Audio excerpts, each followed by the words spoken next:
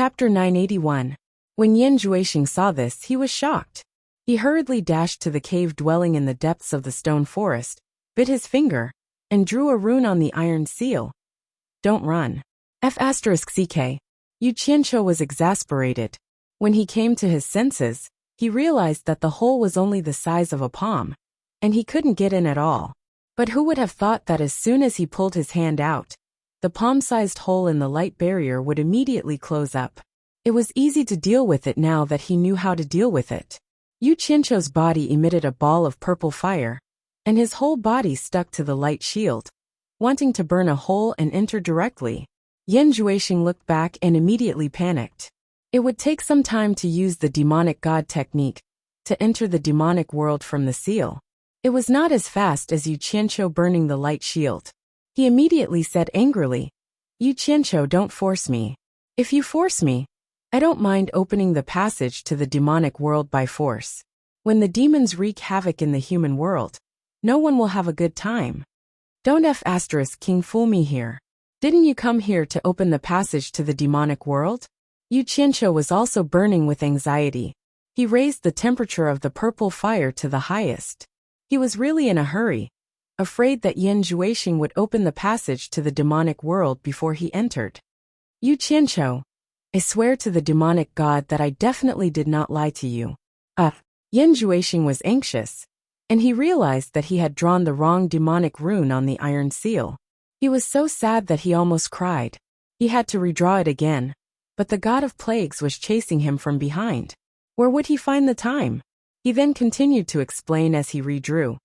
Yu Qianqiu, I don't mind telling you that if I wanted to enter the demonic world before I got the demonic blade, I could only open the seal by force. But it's different now. I have the demonic blade, and I can use the demonic god technique to enter the demonic world from the seal without destroying the seal.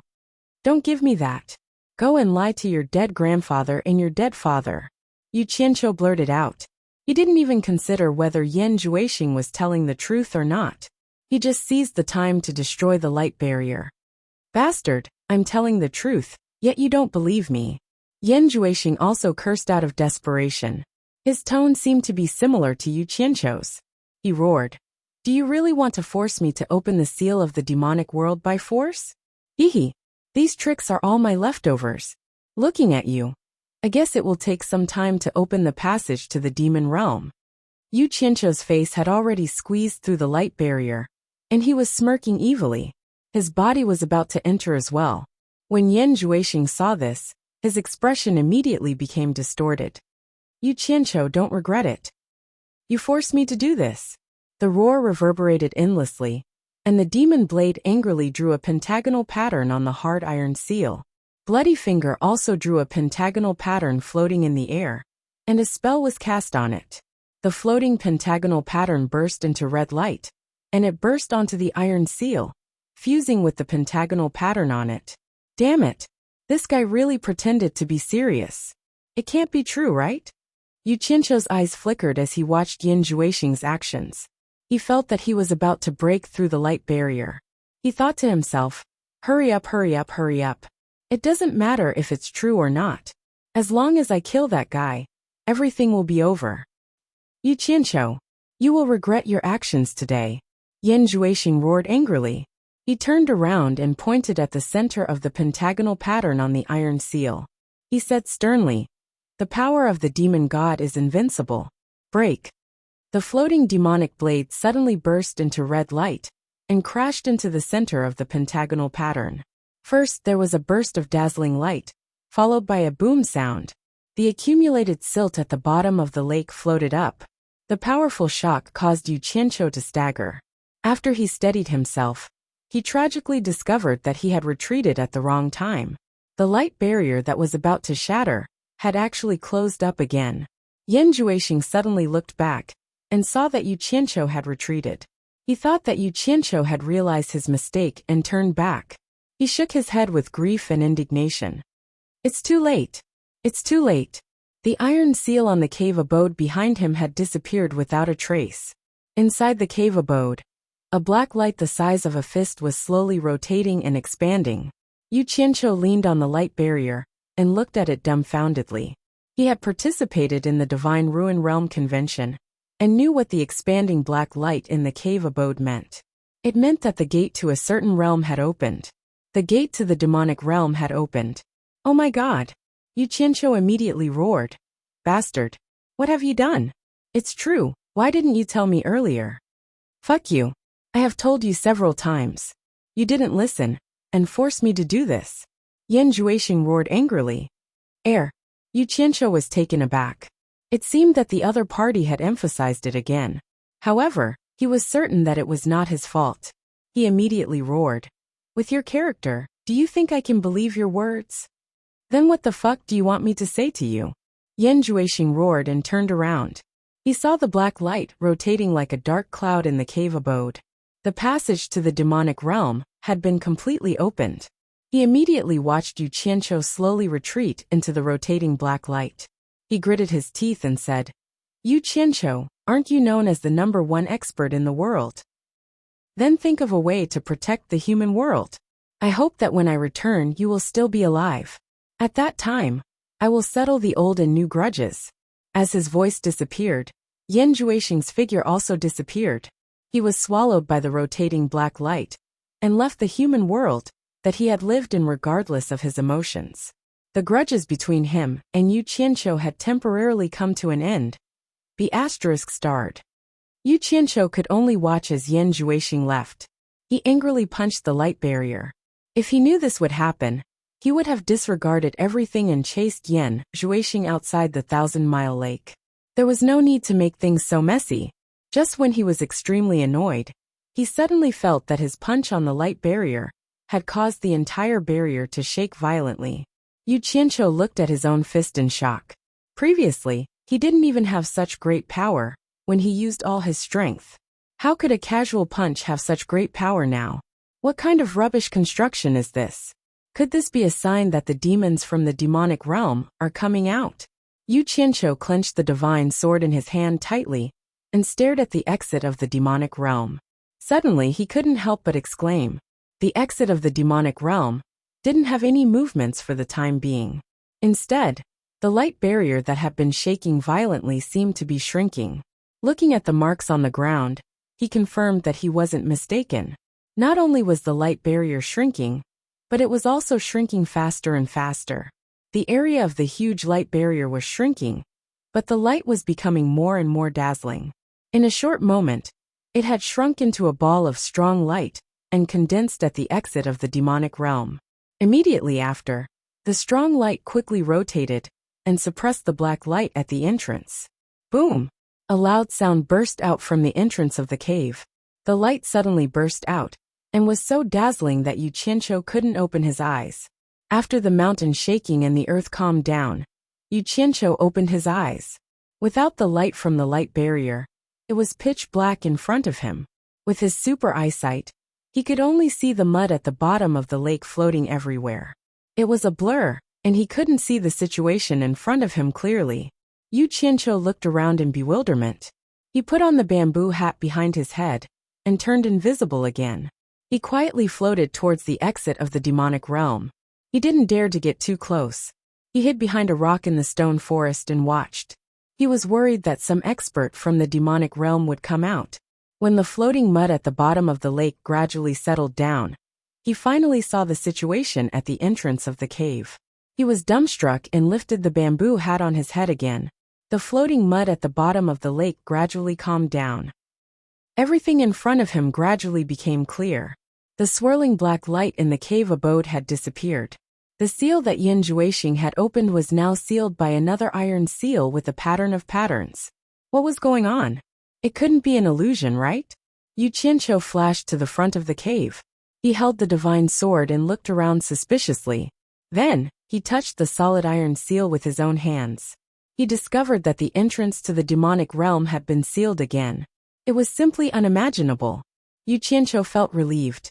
However, an even greater doubt arose in his heart. He asked himself what was going on. He walked around the outside of the cave and looked at the light barrier that had disappeared. The place was pitch black. The pearl at the bottom of the lake that had supported the demonic realm for more than 100,000 years had disappeared. He immediately understood. Needless to say, the mastermind behind the demonic realm being sealed again must be the person who laid the light barrier outside the seal. It was the demon monarch of Thousand Swords who had been dead for more than 100,000 years, but still exerted his remaining power and influenced the three realms to this day. However, what Yu Qianqiu couldn't understand was, could it be that the demon monarch of Thousand Swords knew that someone would open the demonic realm seal more than 100,000 years ago, so he made arrangements in advance? If he really had such divine foresight, how could he have died in the hands of Jin Tai and Bai Qi? What puzzled Yu Qianqiu the most was, why could Yan Juexing and his demonic blade easily break into the formation, but he himself couldn't break in even after expending so much effort and energy? Could it be that the demon monarch of Thousand Swords already knew that someone in the human realm could cultivate demonic arts? So he set up this formation to wait for the person who cultivated demonic arts to open the passageway to the demonic realm. Then, after the person entered the demonic realm, he sealed the demonic realm again, so that the person in the demonic realm couldn't come out? Thinking about it, it seemed that everything was possible, but there were many doubts. However, there was one thing that he vaguely understood. After coming into contact with the light barrier, he vaguely felt that the formation of this light barrier was related to the purple flames in the world. Otherwise, how could the purple flames fuse and break something that even a divine sword couldn't break? There was also the Heaven and Earth universe formation set up in the Eastern Holy Lands. It was also set up using the energy of the purple flames of the world. These two formations were undoubtedly created by the Myriad Swords Demon Lord. It was very obvious that the Myriad Swords Demon Lord had some understanding of how to use the energy of the purple flames of the world.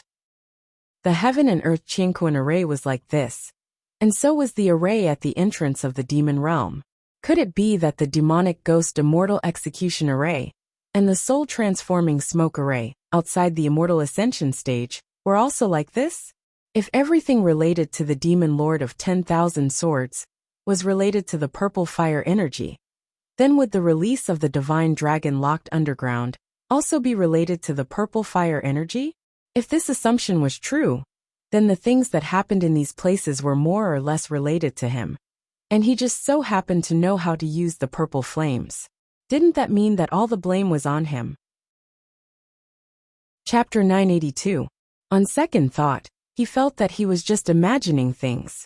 The strange places in the human world were all masterpieces left behind by the Thousand Swords Demon Monarch before he died. They were all targeted at the people of the immortal world and the netherworld, especially the people of the immortal world, who had a hint of unwillingness to die.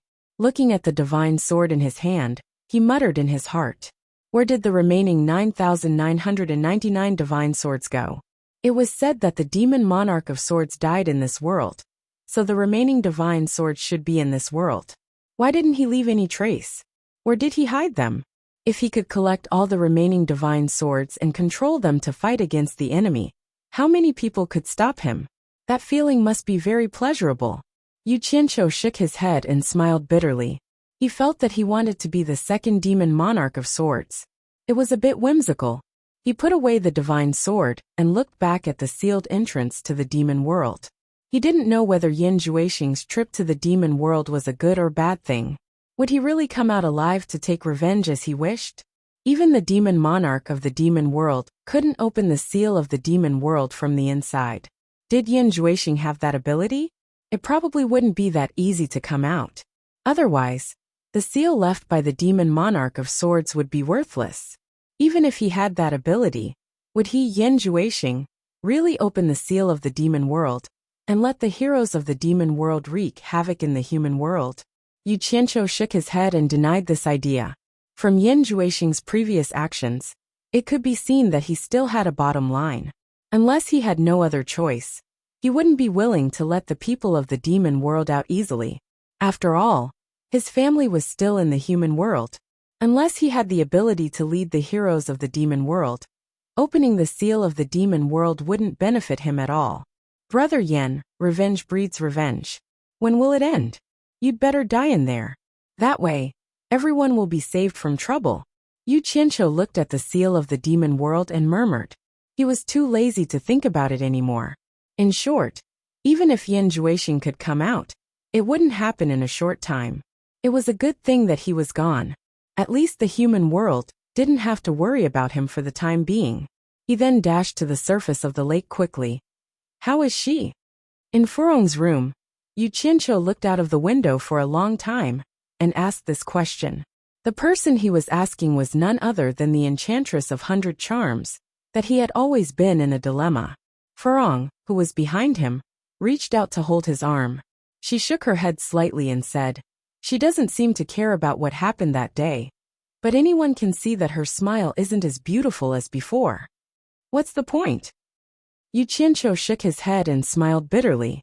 It was unknown whether he was talking about himself or the allure seductress. Furong turned around and looked at him. She bit her lip and pondered for a while. She seemed to be a bit hesitant, but in the end, she still couldn't help but ask softly, "Can you tell me about you and her?" At that time, I had just stepped into the cultivation world. Perhaps because he had just recalled this point, when Hibiscus asked, Yu Qianqiu directly told the story of how he met the enchantress until now with a confused look in his eyes. His tone was a little helpless. After listening, Hibiscus was silent for a moment before saying, "It seems like Sister Yi really likes you." Yu Qianqiu shook his head slightly and said, "In the human world, perhaps I can be considered a relatively successful man.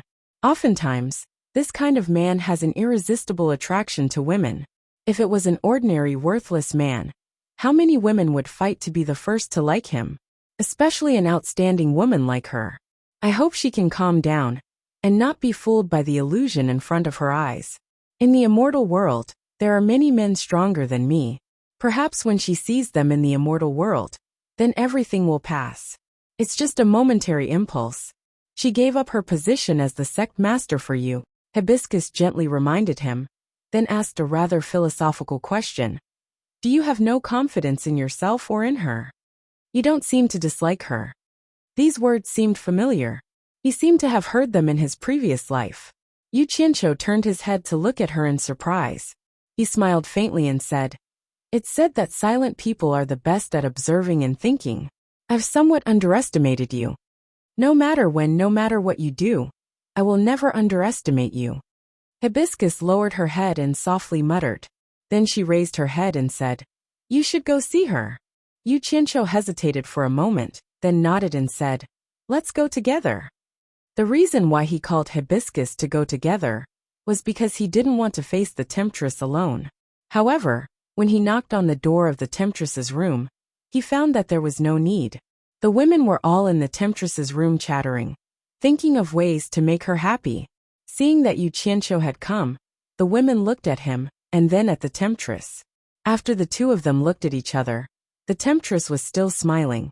But Yu Qianqiu seemed to have a guilty conscience as he smiled and said, "They're all here. Hee hee. Then you guys talk, I won't disturb you guys. We want to go out and play." Ziyi had already jumped in front of him and shouted. Yu Qianqiu frowned and said, "Now that the Heartless Palace's people are watching, it might not be convenient for you guys to go out. Wait for a while. It's so uncomfortable to stay in the room every day. It's so boring." Ziyi pouted and said. Yu Qianqiu looked at the women and said hesitantly, "Do you want me to teach you guys a fun game?"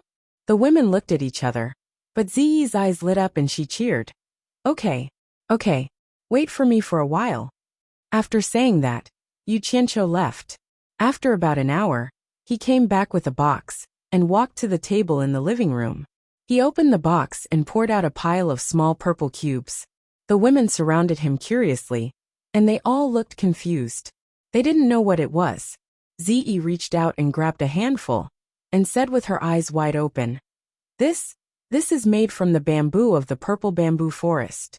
You chopped my master's purple bamboo?" Yu Qianqiu did go to the South Sea purple bamboo forest to make this thing. He said disapprovingly, "There are so many bamboos, and they can't be eaten. What's wrong with chopping one? Why are you being so long-winded? If you don't want to play, then go away." "Who said I don't want to play? It's just that when master finds out, he will definitely scold me." Ziyi pouted and flipped the things in her hands. She realized that there were all kinds of patterns carved on them.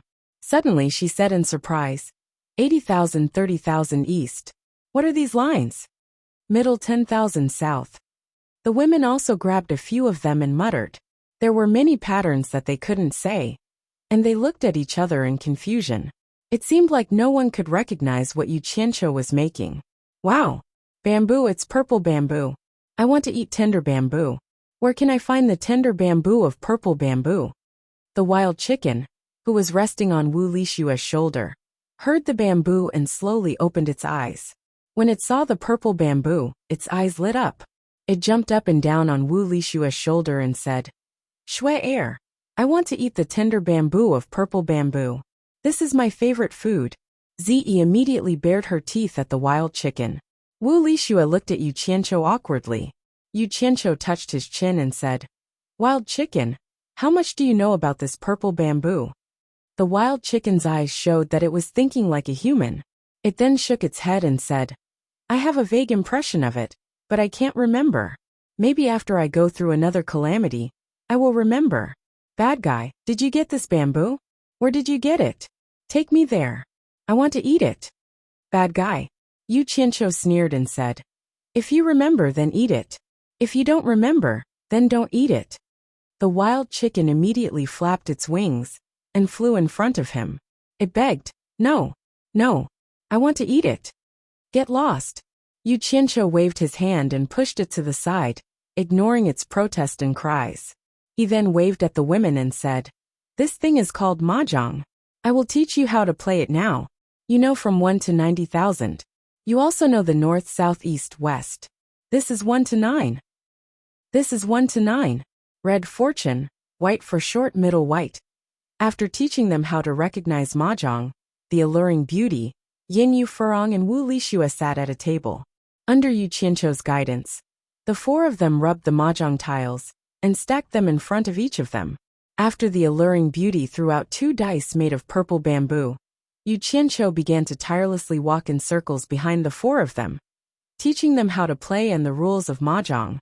With everyone's comprehension and the guidance of the famous teacher, Yu Qianqiu, after 4 hours, the four of them had already eaten, hit, and made up the tiles.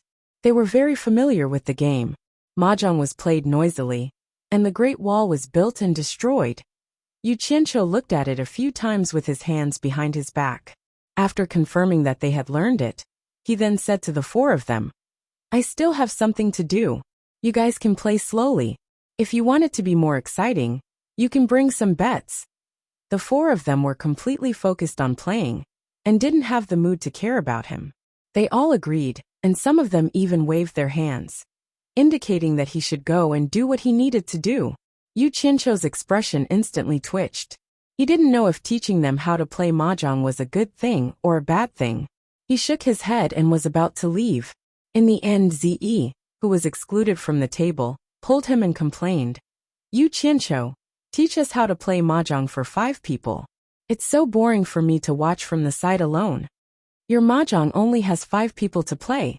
Yu Qianqiu looked at her speechlessly. He waved his hand and said, Only 4 people can play. He left Zi, who had a face full of resentment, and left. Yin Yu wanted to send him off. Unexpectedly, Wu Lishua covered the tiles with both hands and pouted, Sister Yin, don't peek at the tiles. She probably had a good hand of tiles. Yin Yu was startled. She could only sit back down and continue to touch the tiles. The others were completely focused and didn't care about Yu Qianqiu's departure. Bang! Play! Sister Shui air play! A pheasant's squeal suddenly came from inside the room, startling Yu Qianqiu, who was outside. When he came back to his senses, he immediately broke out in a cold sweat. He touched his forehead and sighed inwardly. I actually taught Phoenix to play mahjong. What did I do? Chapter 983. In the Divine Ruin Realm, in a huge space under a valley, more than 1,000 people were gathered together. Zhang Peng led Yu Qianqiu through the crowd and introduced as they walked. A total of 1,131 temple-colored spiders have hatched. These little things are indeed very ferocious. But as expected, the first person they see after hatching is like their biological parent. Yu Qianqiu nodded slightly. From time to time, He would stop to look at the fist-sized, colorful, and hairy spiders that were climbing on his team members' shoulders. When he got a little closer, the little fellows would immediately scream and wave their sharp forelimbs, assuming an attacking stance. They had a strong desire to attack, and their ferocious nature was undoubtedly revealed. The team member that Yu Qianqiu was facing immediately shushed him. The huge spider that had raised its forelimbs on his shoulder obediently lowered its claws unwillingly. This made Yu Qianqiu very satisfied. If he could not control them, there would be no point in raising them. Zhang Peng also had one climbing on his shoulder. He stretched out his hand and hooked his finger at it. The huge spider obediently climbed onto his palm and stopped moving. Yu Qianqiu tilted his head to take a look and said with a smile, "These little fellows are quite cute. Let's give it a try." This was the second time he had come to see the temple-colored spiders after they hatched. The first time was when he had just hatched and was still in the process of getting along with the team members who had tamed them. This time, when he heard that they could listen to simple instructions, he could not wait to broaden his horizons. Zhang Peng walked out of the team and clapped his hands. Immediately, 10 team members came out from the basement opposite him. Each of them dragged out a metal cage, which contained the young of 10 types of ferocious beasts, including a python, a scorpion, and a toad.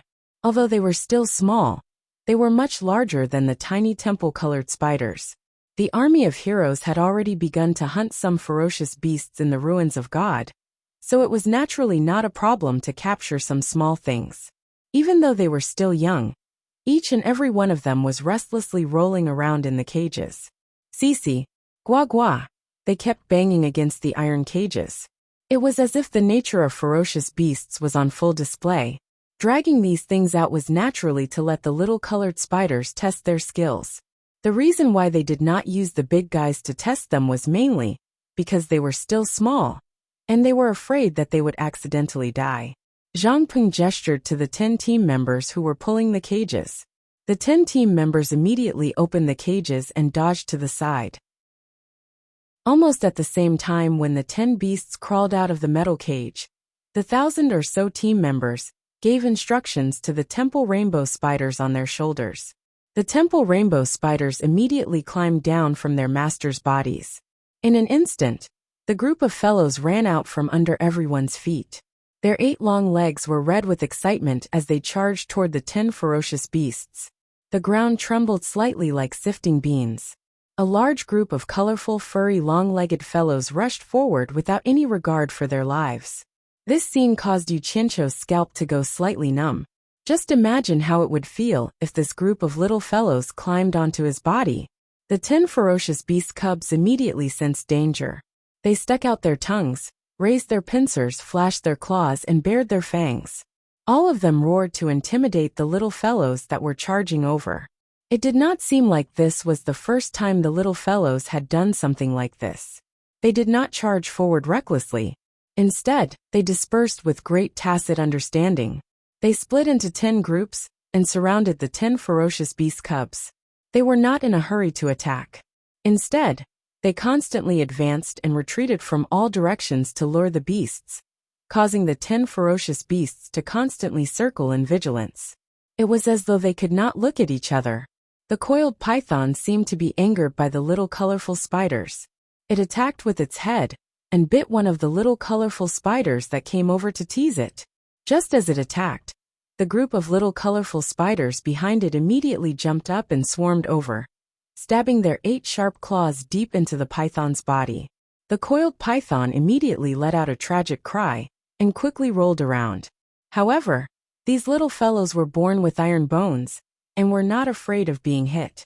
After their claws stabbed into the python's body, they refused to let go. Instead, they opened their fangs and bit wildly. What was even more terrifying was that the little colorful spider in the python's mouth did not take advantage of the python's opening mouth to scream to escape. Instead, it desperately burrowed into the python's mouth, stabbing its sharp claws continuously into the python's lower jaw. As the python rolled around, it immediately alarmed the other ferocious beasts that were surrounded. Seeing how fierce the little fellows were, they all fled.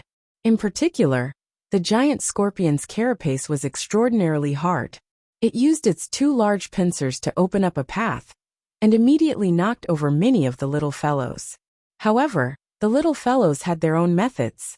They immediately spat out countless spider webs, forming a large net that trapped the escaping giant scorpion. A group of them desperately tried to hold it back, while another group immediately took advantage of the opportunity when the giant scorpion's limbs were tied up to jump up and used their sharp claws to stab it. In just a short while the battle was over. The corpses of the 10 ferocious beasts were covered with little colorful spiders, and their sharp jaws were constantly biting. The entire underground space was filled with the sound of their chewing, sending chills down one's spine. Seeing this scene, Yu Qianqiu could not help but click his tongue. No wonder the Ape King said that the Divine Temple rainbow spiders had almost no natural enemies. Once they spread out, it would be a disaster for the other ferocious beasts. He did not expect this group of little fellows to be so powerful at such a young age. Zhang Peng pointed at the little colorful spiders and explained, "We are now consciously guiding and training them, instilling in them the awareness to cooperate in battle. I believe they will be of great use in the future. After a period of time, when they are slightly bigger, we will bring them along when we hunt ferocious beasts. There might be casualties, but the effect of training them in captivity is probably not as good as the effect of training them in actual combat." As expected of someone who had led troops to war, Yu Qianqiu looked at him in admiration and said, "We are not raising them to spin webs to catch mosquitoes in the future. We are raising them to be of great use. Casualties are allowed." "Understood, but there is a problem." Zhang Peng gestured and said, "Master said that these Divine Temple rainbow spiders can grow this big. But how many years will it take for them to grow this big?" Yu Qianqiu immediately took out a storage bracelet that he had prepared in advance and handed it to him. "I have already considered this problem. Inside is the myriad beast pill that is commonly used in the celestial world to tame ferocious beasts. It can speed up their growth. However, you have to control the dosage. Each colorful spider can only eat 1 pill per month. If you eat too much, it might cause them to suddenly die." While the two of them were talking, the group of little fellows had already gnawed the 10 ferocious beasts' corpses into piles of white bones. There was not even a speck of meat left on the bones. Moreover, the bones were also full of holes from their claws. Under Zhang Peng's command, the little fellows' respective masters also gave their orders. Immediately, they ran back one by one, covered in blood, and climbed onto their master's shoulders. They bared their fangs and brandished their claws, looking very ferocious. Chapter 984. After watching the little colored spiders hunting and killing practice, Yu Qianqiu motioned for Zhang Peng to dismiss everyone. Then, Zhang Peng led Yu Qianqiu on a tour of the newly built underground fortifications. The entire underground fortifications extended in all directions like a majestic underground maze.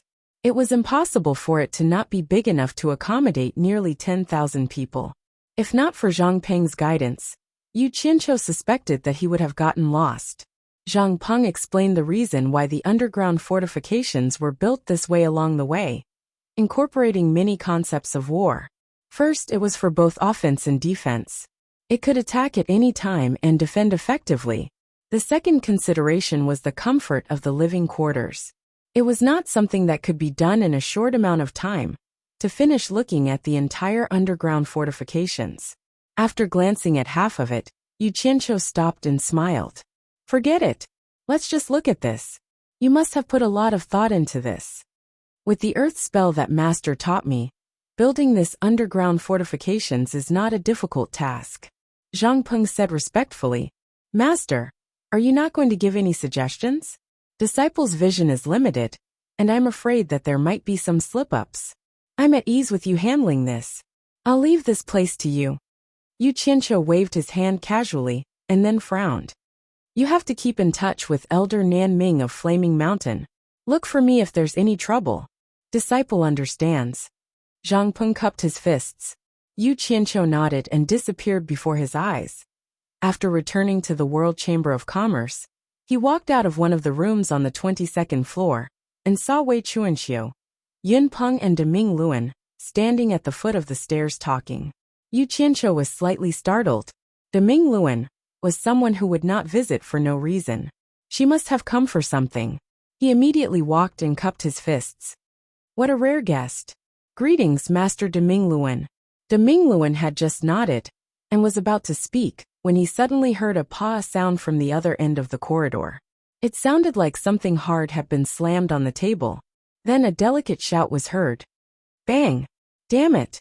Who was the one with such a bad hand? Was there a need to shout so loudly when they just touched the tiles? Yu Qianqiu's expression stiffened. Only then did he remember that there were still people around him. He glanced at the three of them and found that they seemed to be used to it.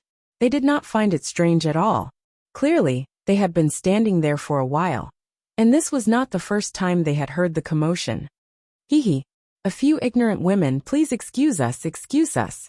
Before Yu Qianqiu could finish his sentence, Zi screamed excitedly. It's burning! It's burning! Little sister Shui, you've lit the cannon. Haha, you don't have any more chips left. It's time for Sister Yanyu to take over. Yu Qianqiu was stunned. Zi was going to take over as well. Little sister Phoenix, it's all your fault. If you didn't tell me to touch it, I wouldn't have been able to light Purple Clothes cannon. It was Wu Lishua's voice. Sister Shui, I didn't do it on purpose. It was Pheasant's aggrieved voice.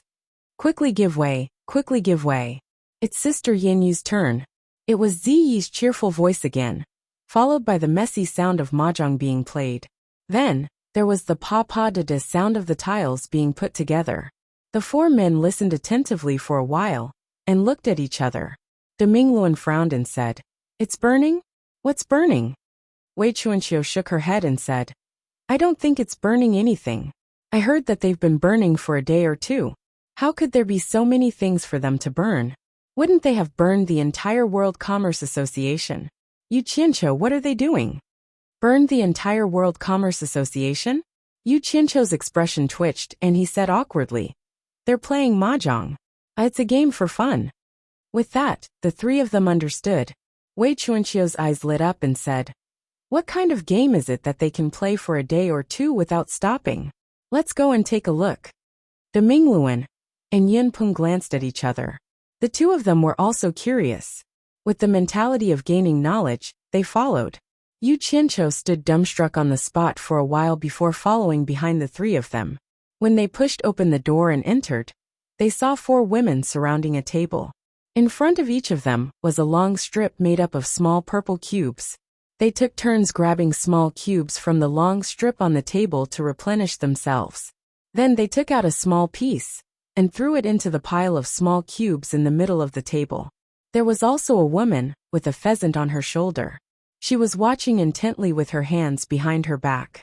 When the few of them entered, these women actually didn't even bother to raise their heads to see who had entered.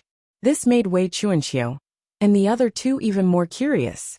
They all strolled over to watch. Yu Qianqiu was speechless. He thought to himself, could it be that these women have never played games before? Was there a need to be so focused on playing mahjong? He immediately coughed and said, Let's stop for a moment. Let's first greet the seniors. When the women looked up, they immediately stood up and bowed. However, they didn't forget to buckle their mahjong tiles in front of them. This action made Yu Qianqiu's eyelids twitch. He coughed again and introduced them to Deming Luan and Yin Peng.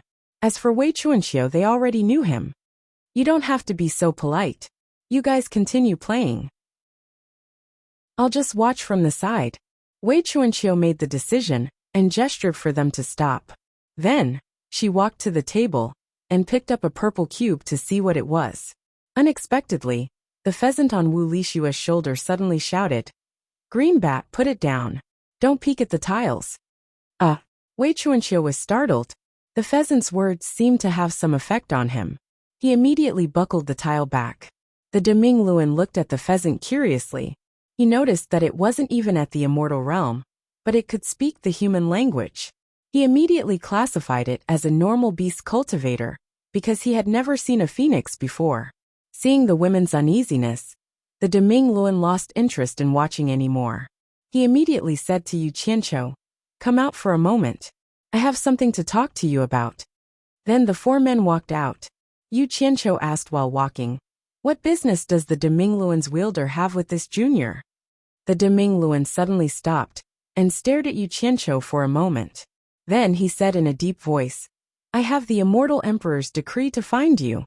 Ah! Yu Qianqiu cried out in surprise. All kinds of thoughts flashed through his mind. After looking at Yin Peng and Wei Chuanxiu, he saw that their expressions were a bit strange. It was clear that they already knew why the immortal emperor was looking for him. He immediately became suspicious and said, The immortal emperor is looking for me? That's impossible. The wielder isn't joking, right? It's not a joke. The Demingluan frowned and said, I won't say any conventional words. Let's be frank. The immortal emperor has decreed that you must compose a song and present it to the immortal emperor and immortal empress Ji Wu at the wedding ceremony. That's it. Yu Qianqiu's mouth was wide open. After a while he slowly said, Why? Let me tell you this. The Demingluan paused and explained.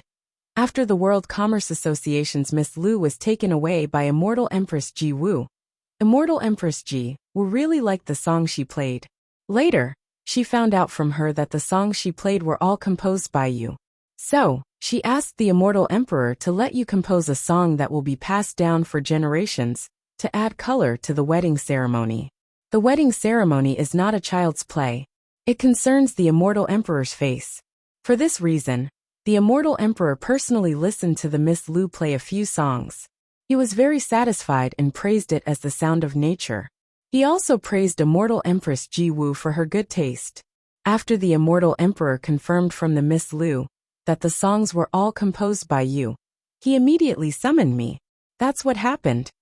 Tsk tisk, Wei Chuanqiu exclaimed and said with a teasing tone. Yu Qianqiu, I've known you for so long. How come I didn't know you could play such a literary thing? You really can't judge a book by its cover. A guy who uses profanity every time he opens his mouth can actually play the zither and compose songs. He can even get the praise of the immortal world's supreme. Are you going to show us what you've got? Yin Peng nodded slightly with a surprised look in his eyes. Yu Qianqiu rolled his eyes and ignored him on the spot. He gritted his teeth and said, Lu Yanqing, you're doing stupid things to harm me again. In fact, he really wronged Lu Yanqing this time. In fact, the real culprit was Immortal Crocodile.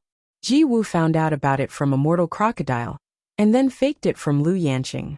Yu Qianqiu, it doesn't matter if you're willing or not. Since the Immortal Emperor has spoken, no one in the immortal world will dare to disobey his will. You have to do it even if you don't want to. Otherwise, think about the consequences yourself. Demingluan snorted coldly. If you do it well, the benefits you will get will be unattainable by others. Who doesn't want benefits? Yu Qianqiu didn't know whether to laugh or cry. But I don't have the fortune to enjoy it. You want me to make a song that will go down in history? That's a joke. Where did I get that ability?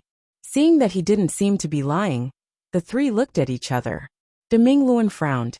Could it be that the Miss Lu was lying? That those songs weren't written by you? You can't joke about this. It's not just about you anymore. If anything happens, even the two of them will be implicated. He pointed at Wei Chuanqiu and Yin Peng. Yu Qianqiu was startled. He said helplessly, I did it, but I didn't ask her to spread it around. He couldn't say it out loud. If he was dealing with an ordinary person, he could just plagiarize one or two songs from his previous life. But the immortal emperor wanted him to make a song that would go down in history. Was there a song that would go down in history in his previous life? Hearing him say this, Demingluan heaved a sigh of relief and said, Since it was done by you, then do your best. I'm not forcing you to do it immediately. There's still half a year until the wedding. Then he smiled meaningfully. This matter will be of great benefit to you. Can't you see it? What benefit? Yu Qianqiu was stunned. Demingluan said indifferently, How many people in the immortal world can get the immortal emperor's decree to do things? With this decree on you, who would dare to touch you? Plus, the entire immortal palace will have to cooperate with you. Isn't this a great benefit? Yu Qianqiu's eyes suddenly lit up. His expression didn't look awkward at all. He licked his lips and said, In other words, during this period of time, I can do whatever I want in the immortal world. Demingluan frowned and said, Doing whatever you want is a bit too much, but as long as it's not too much. Before he finished speaking, Yu Qianqiu had already rolled up his sleeves and interrupted him arrogantly. Heartless Palace. Damn it. Help me destroy the Heartless Palace first. Chapter 985. What was the singing of a liberated serf? Yu Qianqiu understood it now. He understood it as a song that could change one's fate. This was a release that had been suppressed for a long time. He had been in the celestial world for such a long time, but he had never gone out.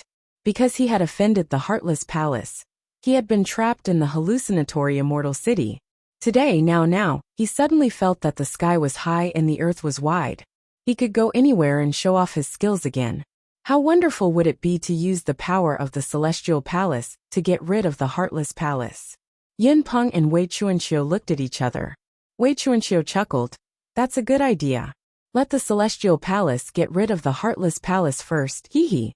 De Mingluan's expression was already ugly. When he saw Wei Chuanqiu joining in the fun, his expression became even uglier.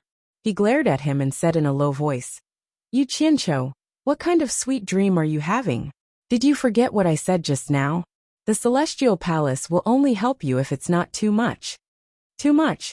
Yu Qianqiu asked Wei Chuanqiu instead. Wei Chuanqiu chuckled and cooperated.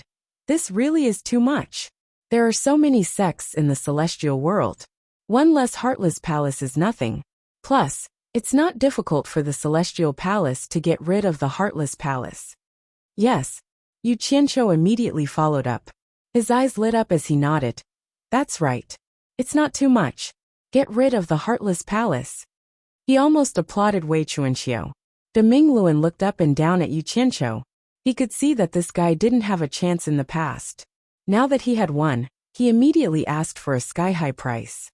He wanted to get rid of the number one sect in the celestial world. He snorted and sneered. Why is the Heartless Palace so arrogant in the celestial world? Because with his strength, he didn't dare to get along well with everyone in the immortal world. If that was the case, the immortal emperor would have destroyed them long ago.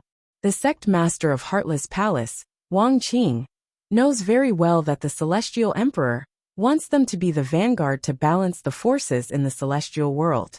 The celestial emperor can't control the celestial world by relying on his subordinates to kill. Killing can only suppress the celestial world temporarily, not forever. Do you understand what I mean? Yu Qianqiu's eyes flickered, and he said, You mean to say that the immortal palace can't do many things without a good reason? They're afraid that it will cause conflict, so they let the Heartless Palace be the sucker? It's good that you understand, but your knowledge is still too shallow. The great Bright Will coldly stared at him and slowly said, How do you think the immortal emperor was able to control the immortal world for so many years? This was the balancing act of a monarch, and it was not something that could be achieved by having a high cultivation and blindly slaughtering. No matter how strong the immortal palace is, they can't be the enemy of the entire celestial world forever, unless the immortal emperor kills everyone. In reality, the Heartless Palace has been pushed to the teeth of the storm, and it has many strong enemies. It can only listen to the immortal palace. The immortal palace can wipe it out right away, and the sects in the celestial world will clap their hands. No one will say that the immortal palace is bullying people. If one Heartless Palace falls, the immortal palace will support a second Heartless Palace to help the immortal palace do things that offend people. I understand. Yu Qianqiu couldn't be happy anymore, and he nodded. This is a good method. This way, the immortal palace only needs to use blood and iron to deal with a small portion of people. This way, it won't make too many people dislike them, and it won't be the enemy of the entire celestial world. It can also maintain its deterrence towards the celestial world. So, it's not realistic for the immortal palace to wipe out the Heartless Palace for you. Of course, De Mingluan sneered. If you, Yu Qianqiu, have the ability to replace the Heartless Palace in the celestial world, I think the immortal emperor might agree to help you wipe out the Heartless Palace and make you the second Heartless Palace. But with the World Commerce Association's current strength, the immortal emperor probably won't even consider this request. After all, the charm of a song from you, Yu Qianqiu, isn't enough to mess up his empire. Damn, If I had the power to replace the Heartless Palace, why would I need the immortal emperor's help? I would have done it myself. Yu Qianqiu laughed at himself. Wei Chuanqiu snickered. Yinpeng snorted. The human heart is indeed the most sinister. Actually, it doesn't matter to you whether you wipe out the Heartless Palace or not. You've accepted the immortal emperor's decree. At least the Heartless Palace won't dare to do anything to you now. Even in the entire celestial world, not many people would dare to do anything to you. De Mingluan said with a hint of ridicule.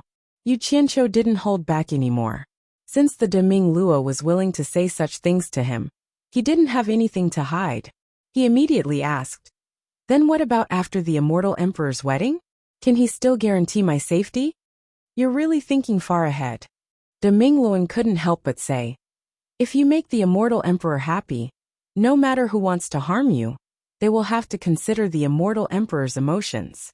It shouldn't be a problem to guarantee your safety for a year or two. Or, as long as you're brave enough, when the immortal emperor gives you a reward, you can talk about the conditions. Ask him to guarantee your safety for the rest of your life." But do you hope it has? Or do you hope it hasn't? Of course I want it to spread. No, I have to ask someone to help me spread the news. Yu Qianqiu thought for a while, and then left excitedly. Wei Chuanqiu was left alone in the corridor. Just as he was about to go back to where he was supposed to go, he suddenly heard a paw sound of something hard hitting the table. Ziyi's extremely wild laughter came. "Touch yourself." "Touch myself?" Wei Chuanqiu's mouth twitched. He sighed and shook his head. The words of girls nowadays are really scary. Although he said that, he couldn't help but feel curious. He slowly walked towards the place where the splashing sound came from. In the hall of the first floor of World Commerce, Yunantian was inexplicably found by Yu Qianqiu's people. "Have you heard any news about me recently?" "Basically no. Only Tsongyan Xan of the Heartless Palace released some harsh words against you. He said that he will tear you into pieces and grind your bones into ashes sooner or later." "Damn. Old bastard, wait and see. Let's not talk about him." "That. Is there any news that Immortal Emperor Jin personally issued a decree for me to compose a song for the wedding of Immortal Emperor and Immortal Empress Jiwu? Immortal Emperor personally issued a decree for you. How is this possible? Where did the punishment master hear this from?" "Bullshit. This is not a rumor. This is reliable news. Here's the thing. Just do this for me." The two hid in the corner of the hall and whispered for a while, causing others to look at them from time to time. They didn't know what the two were plotting. In the end, Yunantian happily walked out of World Commerce. No one knew what he was going to do. Actually, what Yu Qianqiu asked him to do was very simple. He just wanted him to spread the news that Immortal Emperor Jin ordered him to compose a song, the kind that had to be widely spread. As for the purpose, it was also very simple. He thought that after being suppressed in the immortal world for too long, it was time for him to hold his head high. It would be a pity if he didn't take advantage of such a good opportunity. However, he was afraid that others didn't know about such a big matter. It would be bad if he was accidentally hurt, so he wanted Yunantian to go out and spread the news. Today he was very patient. He walked around with his hands behind his back for a long time. When Yunantian came back, he hurriedly went up and asked, "Has the news been spread?" "The news spread very fast. It has already started to reach my ears." Yunantian smiled. "Not bad. Not bad. You do your thing. I'm going out for a walk."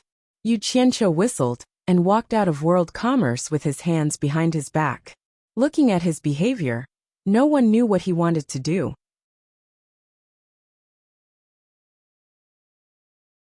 Occasionally, he would raise his head to look at the 4 disciples of Heartless Palace who were protecting him.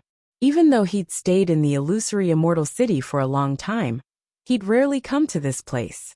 He'd only come here once or twice, before the World Trading Company was established.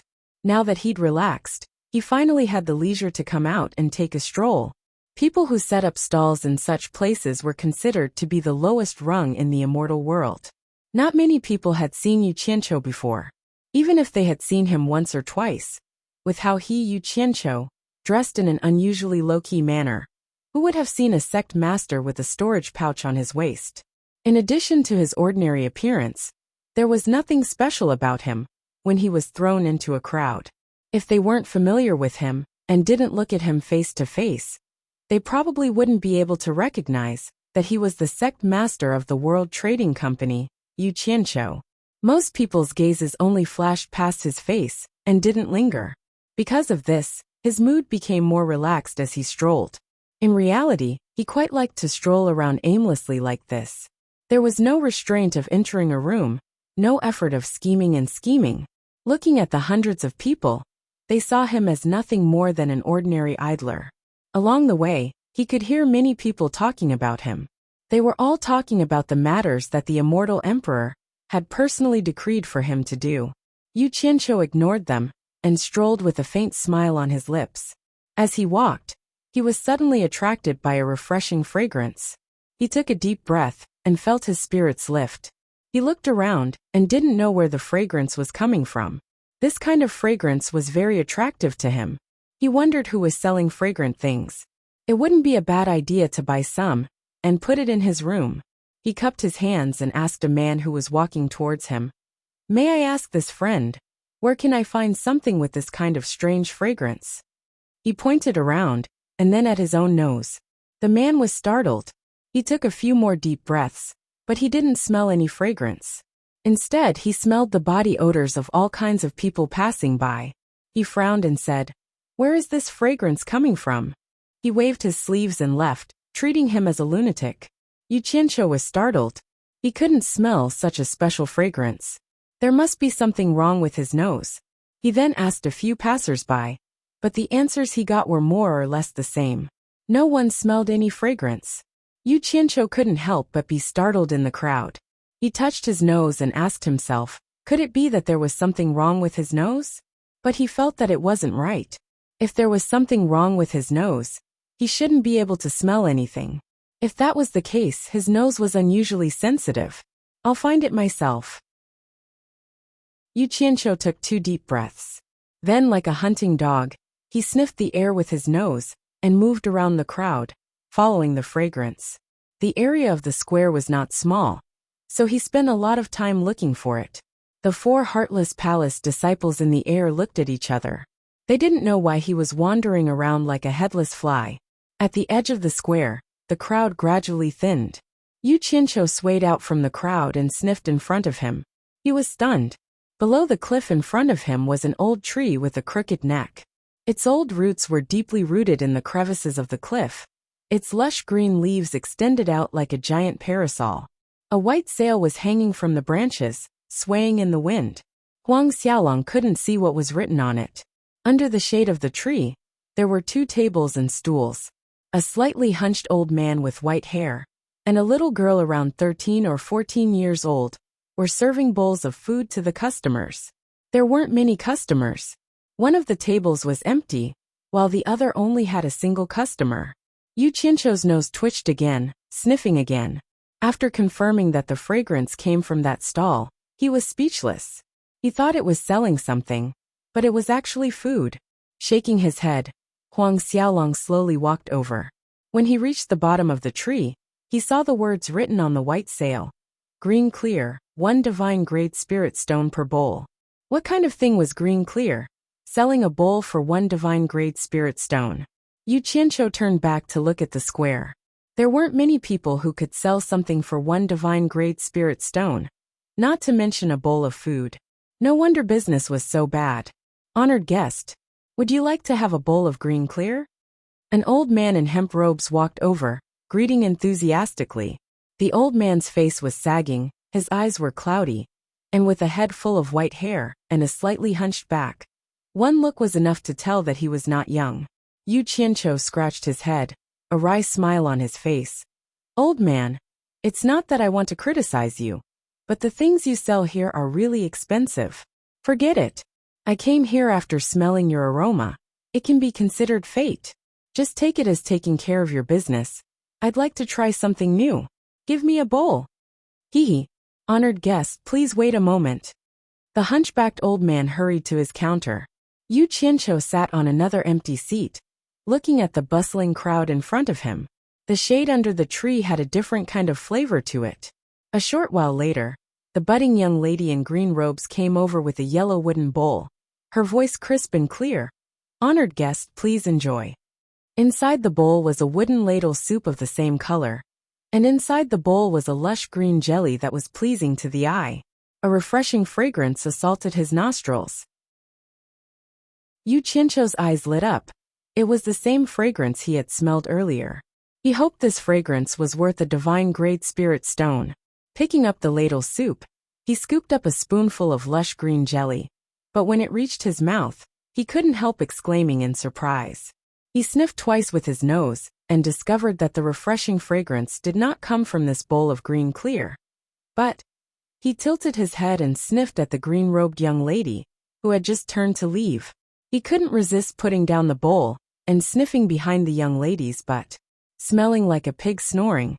How could the green-robed young lady not notice? Startled, she spun around, but seeing Huang Xiaolong's lecherous appearance, she retreated in panic. "What are you trying to do, grandfather?" She was completely treating him like a pervert, guarding against him. Yu Qianqiu blinked for a second, looking at this young lady's delicate features and fair skin. It was obvious she was a beauty in the making. When she grew up, she would definitely be a beauty. Huang Xiaolong waved his hand awkwardly. Don't misunderstand. No matter how much of a pervert he was, he had not fallen to the point of laying his hands on a young lady. The slightly hunchbacked old man also put down the work in his hands, blocking in front of the green-robed young lady, asking solemnly, "Honored guest, why are you doing this?" The customers at the other table snickered, winking at Yu Qianqiu, as if they were kindred spirits. Yu Qianqiu couldn't be bothered with him. He cupped his hands at the grandfather-granddaughter pair. "I'm really ashamed, please don't misunderstand. It was because I smelled a sweet fragrance, that's why I followed it here. I thought it was the fragrance from the bowl, but when I picked up the bowl just now, I realized that the fragrance came from this young lady, so I couldn't help but sniff a few times. My apologies for being abrupt, please don't misunderstand."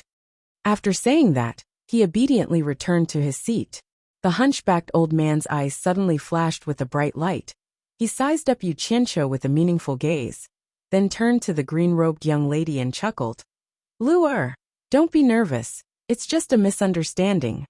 The customer at the other table suddenly picked up his bowl and sat next to Yu Qianqiu, smiling as he transmitted his voice. "Brother really has a good eye. The excuse of smelling a beauty is not bad. But there's a first come, first served rule for everything. I saw this little beauty first. I'm Wang Gutong's disciple, my apologies." Yu Qianqiu glanced at the person's robe, but didn't say anything. He scooped up a spoonful of the green liquid and put it into his mouth. As a result, it melted in his mouth, turning into a refreshing liquid that flowed into his stomach. At the same time, his mouth was filled with a natural sweetness that lingered in the aftertaste. The taste was indeed not bad. He picked up a few spoonfuls of the green liquid and slowly savored the aftertaste. Seeing that Yu Qianqiu was ignoring him, the person at the side was about to flare up, but he noticed that he couldn't see through Yu Qianqiu's cultivation, so he swallowed his anger and slapped the table. "Bill!" The green-robed young lady ran over, clasping her hands excitedly. Her sweet voice sounded, "1 piece of divine-grade spirit stone." It was as if she had never seen money before. Chapter 987. Yu Qianqiu agreed with Huang Xiaolong's reasoning.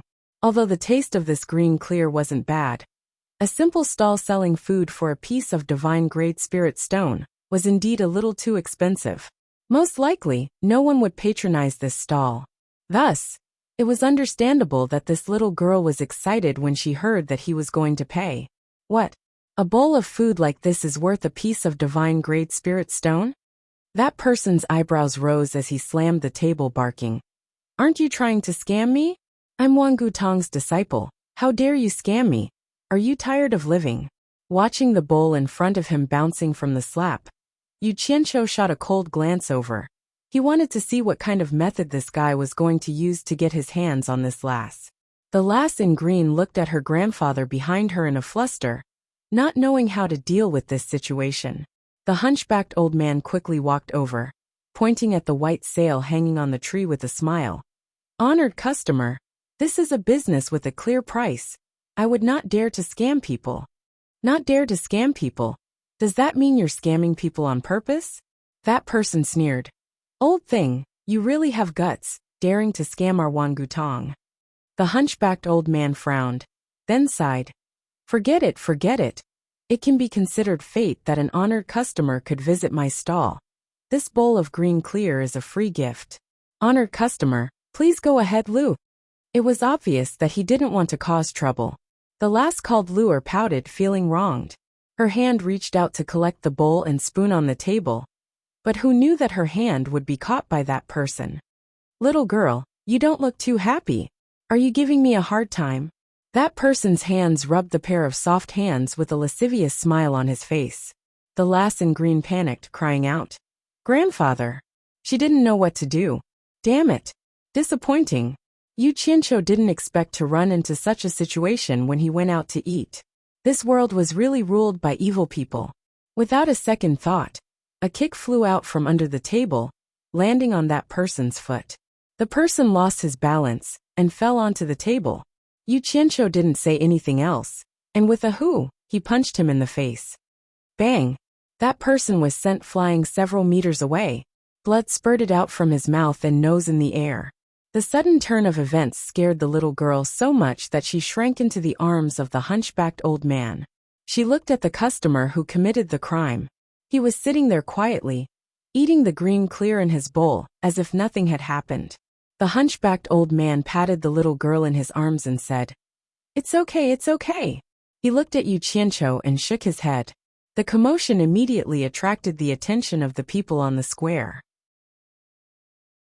Seeing that someone actually dared to beat someone up in the hallucinatory immortal city, especially when they saw that the person who was beaten up was Wan Gutong's disciple, a commotion broke out. The 4 disciples of the Heartless Palace who were watching him looked at each other. The person who was knocked unconscious shook his head and quickly got up. He wiped the blood from his nose and mouth. He didn't expect to be beaten up in the hallucinatory immortal city. He pointed at Yu Qianqiu and roared, "Who are you? How dare you attack me, Wan Gutong?" He really wanted to rush up and take revenge, but he didn't have the guts to break the hallucinatory immortal city's rules. You alone can't represent Wan Gutong. Since you ate someone else's food, you should pay up honestly. Don't embarrass Wan Gutong. Yu Qianqiu tilted his head to look at the person. In reality, he was also restricted by the hallucinatory immortal city's rules. Otherwise he would have taken the person's life on the spot. Don't count on this kind of person to turn over a new leaf. Leaving him alive would be a disaster, so killing him was the best solution. However, with this tilt of his head, under everyone's watchful eyes, many people recognized him and whispered to each other, "So it's Yu Qianqiu." As the words Yu Qianqiu spread, the disciple who was beaten stiffened. Even though he had never seen Yu Qianqiu before, he knew that Yu Qianqiu had close ties with many of Wan Gutong's higher-ups. Especially Elder Wan Gutong, who was in charge of this place. He called Yu Qianqiu brother. Even Wan Buoxing's precious granddaughter, Wan Ling, had frequent dealings with Yu Qianqiu. The 2 of them had even held hands in the godly ruins realm. This was something that many people had seen with their own eyes. This guy took a beating for nothing. Many people in the crowd laughed out loud. That Wan Gutong disciple rubbed the place where he was beaten. His eyes filled with resentment as he glared at Yu Qianqiu, but he dared not utter a word, turning around to leave with his tail between his legs. Who would have thought that Yu Qianqiu would harumph coldly? "Leave the money for the food to the boss before you leave. Don't tell me your Wan Gutong has the habit of eating and dashing?" The resentment in that disciple's eyes deepened, but after rummaging through his storage bracelet, he discovered that there was still a gap to the amount of 1 divine-grade spirit stone. In truth, no matter which sect it was, to the higher-ups, a few 100 million, or even a few billion divine-grade spirit stones were nothing. But to the disciples, 1 divine-grade spirit stone was not a small amount. After a brief moment of awkwardness, that disciple cupped his fists at Yu Qianqiu. "I hope, sect master, you can be magnanimous. Allow me to go back and retrieve the money." Yu Qianqiu turned around, silently eating his food by the spoonful. ignoring that disciple, letting him do as he saw fit. The hunchbacked old man smiled at that disciple. It's fine, 1 bowl of food, it's free, no charge. That disciple looked at Yu Qianqiu, gritting his teeth, and flew away without a word. As the saying goes, good news never goes out, but bad news travels 1,000 li. While the crowd was watching Yu Qianqiu slowly eating his food, whispers and whispers could be heard. Several lights flickered in the air. The Wan Gutong disciple who had just run away was dragged back by someone. The person in the lead was none other than the Wan Gutong elder overseeing this place, Wan Gui. Seeing Yu Qianqiu, Wan Gui broke out in laughter. Sect Master Yu is indeed in a good mood, actually hiding here to enjoy delicious food. It's not really in a good mood, just stealing half a day of leisure. Yu Qianqiu also laughed heartily, as if nothing had happened between the two of them. Wan Gui walked up to Yu Qianqiu, noticing the oily green stuff in his bowl. He clicked his tongue in surprise.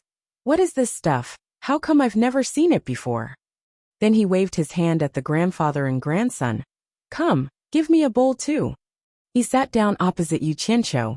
When the bowl of green clear food was placed on the table, Wan Gui took a small sip and nodded. It really has a unique flavor. Then he put down the spoon in his hand, ready to get down to business. He looked at Yu Qianqiu with a wide smile. I wonder what my sect's disciple did to offend you, making you great sect master you, personally make a move. I've already brought the person here, have him apologize to you? Both of them were smart people. It was easy to understand the meaning behind Wan Gui's words. On the surface, Wan Gui said he was here to apologize, but in reality, he was here to ask. You injured my Wan Gutong's disciple just for a piece of divine grade treasure? Aren't you not giving my Wan Gutong face? Wan Gui also understood that he couldn't do anything to Yu Qianqiu, but as the sect master overseeing this place, if he didn't say anything when his disciple was beaten up, he would lose face. He also believed that Yu Qianqiu was not an idiot. He would at least give him some face and let him step down. Who would have thought that Yu Qianqiu would tilt his head to look at the disciple, nonchalantly saying, There's no need for an apology. In my opinion, this kind of shameless disciple is a scourge if you keep him around. And it's also a disgrace to you, Wan Gutong. Why don't you just kill him and end all troubles once and for all? The moment Wan Gui said that, the disciple panicked, looking nervously at Wan Gui. Wan Gui's face tightened slightly, his voice solemn. Sect Master Yu's words, I don't understand. Then why don't you ask him what he did? Yu Qianqiu harumphed coldly, snickering coldly as he said, The food is clearly priced. You can choose not to eat it if you don't have money. It's not like it's something you can't live without. It doesn't matter if you don't have money to eat it. With your face as elder one overseeing this place, I'll pay for it on his behalf without him even asking. What's more hateful is that he actually accused Wan Gui of swindling people, saying that Wan Gui's guts aren't small, daring to swindle Wan Gutong's people, using this as a pretext to grope the little girl in front of everyone, and even treating this old man like he's the same kind of trash. This is intolerable. Luckily this happened in the hallucinatory immortal city, otherwise this old man would have killed him on the spot. So that's how it is. The surrounding crowd hissed. Wan Gui tilted his head, glaring coldly at the disciple, barking, Is Sect Master Yu's words true? The disciple stuttered with fear, stammering. Wan Gui sneered. You really dare to give our Wan Gutong face, cripple his cultivation, and request the sect master to expel him from the sect. Being the overseer of this place, he had the authority to enforce the law, but he didn't have the authority to expel a disciple from the sect. I know I was wrong, elder, spare me, ah. A miserable shriek rang out. The disciple wilted on the spot. His dantian was shattered by an expert from the same sect. His cultivation was crippled, and he was carried away by the other sect master. In the immortal world, this was merely the tragic end of a small fry that couldn't even cause a ripple. To those big shots, for the sake of their own reputation, or the reputation of their organization, or for other reasons, the lives of small fries were nothing more than something they could casually take, not worth mentioning. However, it was enough to make those small fries tremble with fear, thinking that Wan Gutong was strict in enforcing the law, but in truth, There were countless disciples like this in the big sections. That disciple was just unlucky enough to run into Yu Qianqiu's hands. The little girl in green who was hiding behind her grandfather would occasionally poke her head out to look at Yu Qianqiu, her eyes brimming with curiosity. Wang Gai waved his hand. The other disciples immediately turned into streaks of light and left. With a wave of his hand, this matter was over. Wang Gai then asked curiously, "Sect Master Yu, I heard that the immortal emperor personally sent a decree to you. I wonder if it's true?" The people who were watching the commotion all perked up their ears. "It's just a rumor." Yu Qianqiu waved his hand humbly. At this time, 3 more golden streaks of light appeared. The one in the lead was the Great Bright Wheel. Yu Qianqiu and Wang Gai immediately stood up, bowing respectfully. "Greetings to the Great Bright Wheel Master." The surroundings instantly fell into silence. The Great Bright Wheel snorted coldly. "Yu Qianqiu, you really have guts, actually daring to hit people in my hallucinatory immortal city." Just when everyone was thinking that Yu Qianqiu was going to be out of luck, the Great Bright Wheel's hand behind the Great Bright Wheel's back dropped, slapping 2 items onto the table, saying indifferently, "I've already brought the items you wanted.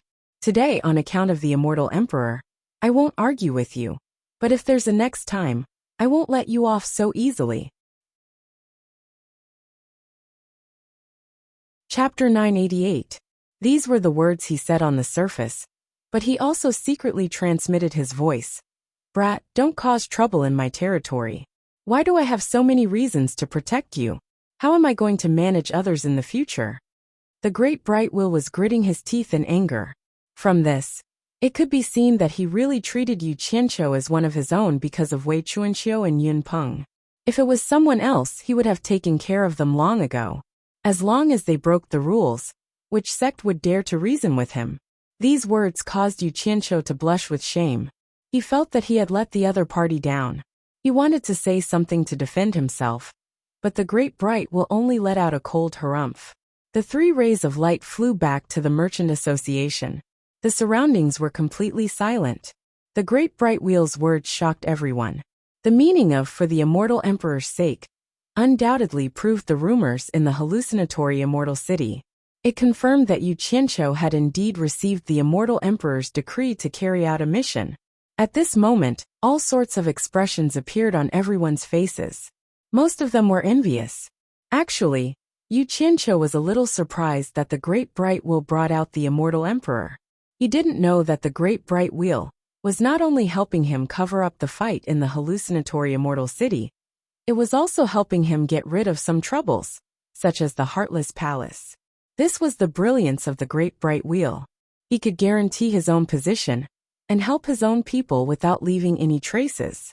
At this moment, everyone's eyes were on the 2 items that the Great Bright Wheel threw on the table. A storage bracelet and a token. Wang Gai stood in front and immediately recognized what this token was. He immediately said in shock, "Netherworld token?" He looked at Yu Qianqiu in confusion. He didn't know why the Great Bright Wheel gave this to him. So this was the Netherworld token. Yu Qianqiu picked up the palm-sized token on the table and looked at it. There was a mix of gold and black. He used the metal seal to check and found that it was actually a mix of nether iron and gold. The design of the token was actually very simple. It was surrounded by cloud patterns, and one side was engraved with the word immortal, while the other side was engraved with the word nether. However, the proportion of nether iron and gold mixed together was so well proportioned that even an average refiner would find it difficult to achieve. Yu Qianqiu even suspected that the person who made this token was also proficient in the gold incantation art. However, after thinking about it, he felt that it was unlikely. The gold incantation art was created by him, and he only taught it to Hong Qi. Seeing that everyone was staring at him, he casually put away the Netherworld Passage token. Huang Xiaolong then picked up the storage bracelet. It was filled to the brim with divine grade spirit stones. Without even counting, one storage bracelet could hold exactly 10 billion spirit stones. The Immortal Palace was so rich, yet they only gave 10 billion. How stingy, Yu Qianqiu muttered under his breath, then took out a handful of divine grade spirit stones and put away the storage bracelet. Huang Xiaolong then beckoned to the green-clothed little girl, who was looking at him curiously from behind his grandfather, signaling her to come over. The green-clothed little girl immediately shrunk her head back, but the hunchbacked old man pulled her out with a smile, hinting that it was fine for her to go over. The green-clothed little girl was very obedient to her grandfather's words. She slowly moved over with some apprehension, looking at Yu Qianqiu with a puzzled expression. "Stretch out your hand," Yu Qianqiu said, waving the handful of spirit stones in his hand. The green-clothed little girl's eyes lit up. Biting her lower lip, she obediently stretched out her delicate little hand, her 5 fingers adorable and delicate. 2 hands. Yu Qianqiu laughed heartily. The little girl obediently stretched out her hands, and all the spirit stones in Yu Qianqiu's hands were put into her hands. She held the spirit stones in her hands, and without saying anything, she excitedly ran back to her grandfather's side. "It's too much, I don't need so much," the hunchbacked old man said fearfully, signaling the little girl to return the extra spirit stones to Yu Qianqiu. "Causing trouble for you, it's only right." Yu Qianqiu nodded at Wan Gai. Then the 2 of them turned into a streak of light and flew away. As the 2 of them left, the onlookers went about their own business, whispering to each other about the immortal emperor's decree to Yu Qianqiu. No one cared about the ordinary grandfather-granddaughter duo. There were also some who wanted to try the green liquor the grandfather-granddaughter duo was selling, because of what happened earlier. But the grandfather-granddaughter duo's action of packing up the stall dispelled their thoughts. The hunchbacked old man kept all the things on the stall into his storage bracelet, then pulled his granddaughter, and flew out of the hallucinatory immortal city at a moderate pace. Many people only raised their heads to take a glance, then continued with their own business. To most people, there was nothing to be concerned about small fries, and they were even dismissive of them. What they were interested in were the interesting things that happened between the big shots. In a remote valley far away from the hallucinatory immortal city, the mountains were barren, the vegetation was barren, and the rocks were craggy. However, it seemed very quiet. The grandfather-granddaughter duo landed on the ground and slowly walked into the depths of the valley. As they walked, a wooden staff suddenly appeared in the hunchbacked old man's swinging hand. The wooden staff seemed to be made from 2 entangled tree roots, and the brown wooden staff's head was like a large Ganoderma, which looked very strange. The hunchbacked old man walked slowly with the help of the walking stick. His hunchback gradually straightened, and the outline of his body slowly became tall and sturdy. A cool mountain breeze blew over, and his white hair and beard gently fluttered. The drooping skin on his face silently tightened, and his complexion became rosy and smooth. His turbid eyes suddenly became clear and transparent, and his determined eyes revealed the vicissitudes and wisdom of seeing through the mortal world. At this moment, anyone could tell that he was the hunchbacked old man who bowed and scraped in the hallucinatory immortal city. The aura between the 2 of them instantly became like 2 different people. 2 images. One was like a poor old man who was living a destitute life, and the other was like an earth immortal who possessed great wisdom and transcended the mortal world. Unfortunately, no one could see the changes that occurred to the old man. In fact, if the old man didn't want others to see it, then how many people in this world could? On the other hand, the green-clothed little girl didn't show the slightest change. However, she wasn't surprised by the change in her grandfather, and it was obvious that she was used to it. Her green dress fluttered in the wind as she happily skipped through the craggy valley, as if she was walking on flat ground. The wind fluttered her green dress, and she seemed like a celestial child that had descended to the mortal world. She played with 2 black spirit stones in her hands, and she occasionally raised her head to block the spirit stones in front of her eyes, to look at the blue sky. She would occasionally let out a cheerful chuckle. "Grandfather, when are we going to set up the stall again?" The green-clothed little girl suddenly tilted her head and asked. The sturdy old man, who was walking with the crutch, suddenly stopped and looked at the little girl, who was skipping happily in front of him with a complicated expression. The green-clothed little girl suddenly realized that her grandfather's figure had disappeared from her side. She stopped abruptly and turned her head to look. Seeing that her grandfather had stopped moving, she happily skipped back again. She pulled on her grandfather's crutch and asked curiously, "Grandfather, why aren't you walking?" The old man smiled faintly and said, "Lu Air, do you like to play in the world?" The little girl called Lu Air tilted her head and thought for a while. She nodded her head innocently and said, "I like it." "Why do you like it?" "Because there are a lot of people. It's very lively." Lu Air waved her hands and made a gesture of many people. "There are a lot of people. Aren't you afraid of meeting the bad guys that grandfather told you about? Like the bad guys who didn't pay for your food and scared you. But there are also good people." Lu Air held a spirit stone in each hand and waved it with a smile that was like a flower. She said, "That person called you Qianqiu is a good person. A good person will help me beat up a bad person." As she said that, she made a trumpet shape with her hands and shouted towards the valley in the distance. "You Qianqiu, you are a good person." Somewhere in the distance, someone was talking to someone when he suddenly sneezed and cursed. F***CK. Who is cursing me? It must be that old bastard Grey Cloud Xn. After a cheerful shout, Lu Air happily jumped onto a rock. She spread her arms wide open on the rock and danced around in circles while giggling. She looked innocent and pure. The mountain wind blew her green skirt, and she was as light as a green butterfly that was about to flap its wings and fly. Then a miraculous thing happened. In this desolate valley, wherever her delicate hands pointed to, the withered wild grass suddenly exploded with new vitality and grew at a visible speed. The withered yellow disappeared, and the emerald green wild grass swayed. At the point of her fingers, the broken rotten would instantly experience spring again. The tender green branches sprouted out and quickly grew thicker. New sprouts quickly bloomed on the branches. In a short while, the withered tree once again exploded with exuberant vitality. In the blink of an eye, it turned into a green tree finger. The old branches of the withered wildflowers were growing healthily. It was clearly past the flowering season, but the flower buds were popping out one by one. They shyly bloomed all over the branches, and it was a beautiful sight. Finger. The green vine was like a snake that had awoken from hibernation. It quickly burrowed out from the ground, dragging the green leaves that kept emerging from its body as it climbed all over the hills and slopes. This scene was so miraculous and inconceivable. In the snap of Lu Air's fingers, there was a huge change. With her as the center, the desolate valley was overflowing with spring in the blink of an eye. Green trees formed shade, fragrant grass covered the ground, and hundreds of flowers bloomed.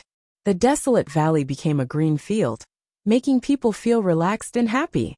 Unfortunately, there was only one spectator in this scene. However, this spectator seemed to be used to this scene and did not even look at it. He pointed the wooden staff in his hand at the ground in front of him and said, "Lu Air, stop messing around." The cheerful Lu Air stuck out her tongue and jumped down from the rock. She obediently stood at the place her grandfather pointed at. The old man frowned and said, "Lu Air, remember this. In the future, without my permission, you are not allowed to run out again. Especially you are not allowed to see that person called you Qianqiu again." Lu Air blinked and asked doubtfully, "Why?" The old man said with a serious expression, "Because he is the worst person. He is also the person who can hurt you the most. You have to stay far away from him." "Why?" Lu Air pouted disapprovingly and said, "But I don't feel any malice from him." When the old man heard this, he immediately raised his wooden cane and tapped it on Lu Air's forehead. He warned solemnly, "Lu Air, remember this. Anyone who can smell the fragrance on your body is a bad person. These people are not ordinary people. They will cause you great harm. You have to stay far away from them. Remember?" Chapter 989. Is there a fragrance on my body? Lu Air raised her arm and sniffed. She avoided the main point and said, "Why can't I smell it?" Dong. This time, the old man unceremoniously knocked Lu Air's head with his cane, causing her to cover her head and cry. The old man said angrily, "Even if you're curious, there must be a bottom line. You were bribed by him with a few spirit stones. Grandpa has lived for so long and has seen too much. Don't you know what's good and what's bad? Do you think Grandpa will lie to you? Remember Grandpa's words. Stay away from that person called you Qianqiu." He's very dangerous. If you dare to disobey Grandpa, Grandpa will never let you come out to play. Oh, Luer said dejectedly. The old man wanted to scold her again, but he suddenly looked around and frowned. You little girl, you're messing around. You leaked the spiritual energy of heaven and earth and alarmed someone. Let's go back first to avoid chattering. He raised his staff and pointed at the empty air. The air in front of the two of them immediately faintly rippled with a pale green profound light. The old man grabbed Luer's arm and stepped into the profound light. The two of them immediately disappeared without a trace. The door of light disappeared into the air, and the valley was empty. Not long after the two of them disappeared, a golden light flashed in the distant sky. It was frighteningly fast, and in the blink of an eye, it landed in the valley. The newcomer stood steadily on the rock that Luer had just been dancing on. He wore a gorgeous golden robe embroidered with a sea of coiling dragons and clouds. He wore a hollowed-out golden crown with complicated patterns. Two thick eyebrows slanted to the left and right of his forehead. His nose was straight like an eagle's hook, and his lips were thin like two blades. His entire body was covered in a thin layer of golden light that was like a curling mist, making people feel intimidated. His entire person was imposing, and his slender eyes emitted a cold light that could take one's soul. The newcomer's cold gaze quickly scanned the entire valley. His perception quickly enveloped the entire valley like a tide. The nearby plants and flowers moved without wind, rising and falling like waves. However, he did not discover anything. Of course, it was not that he did not discover anything unusual. The two ends of the valley were barren. Only the area around him was overflowing with greenery. One look and he knew something was strange. I thought you called me out to meet. Strange. When has old man Mu ever done something so senseless? The person glanced at the surroundings again and muttered with a frown. Why are you hiding? I have no ill intentions towards you. I just want to ask you about some things. Sigh.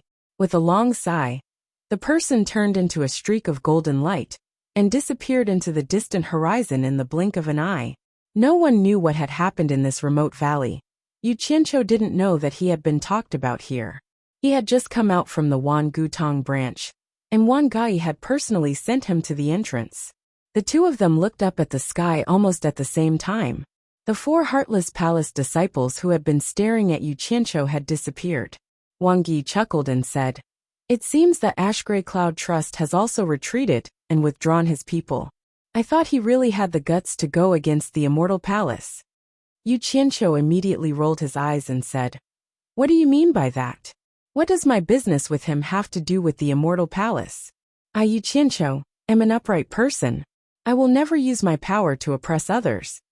He looked in the direction of the Heartless Palace branch and said in a low voice, I am preparing to make a trip to the Heartless Palace to see if the grudge between me and him can be resolved. Haha. Wang Yi smiled and nodded. He thought to himself, You call this not using your power to oppress others? Why didn't I see you looking for him to resolve your grudge in the past? Of course, he definitely wouldn't say this out loud. After sending Yu Qianqiu off with cupped fists, he couldn't help but frown and mumble to himself. Why is this guy asking about the casting of the body in the 72 worlds?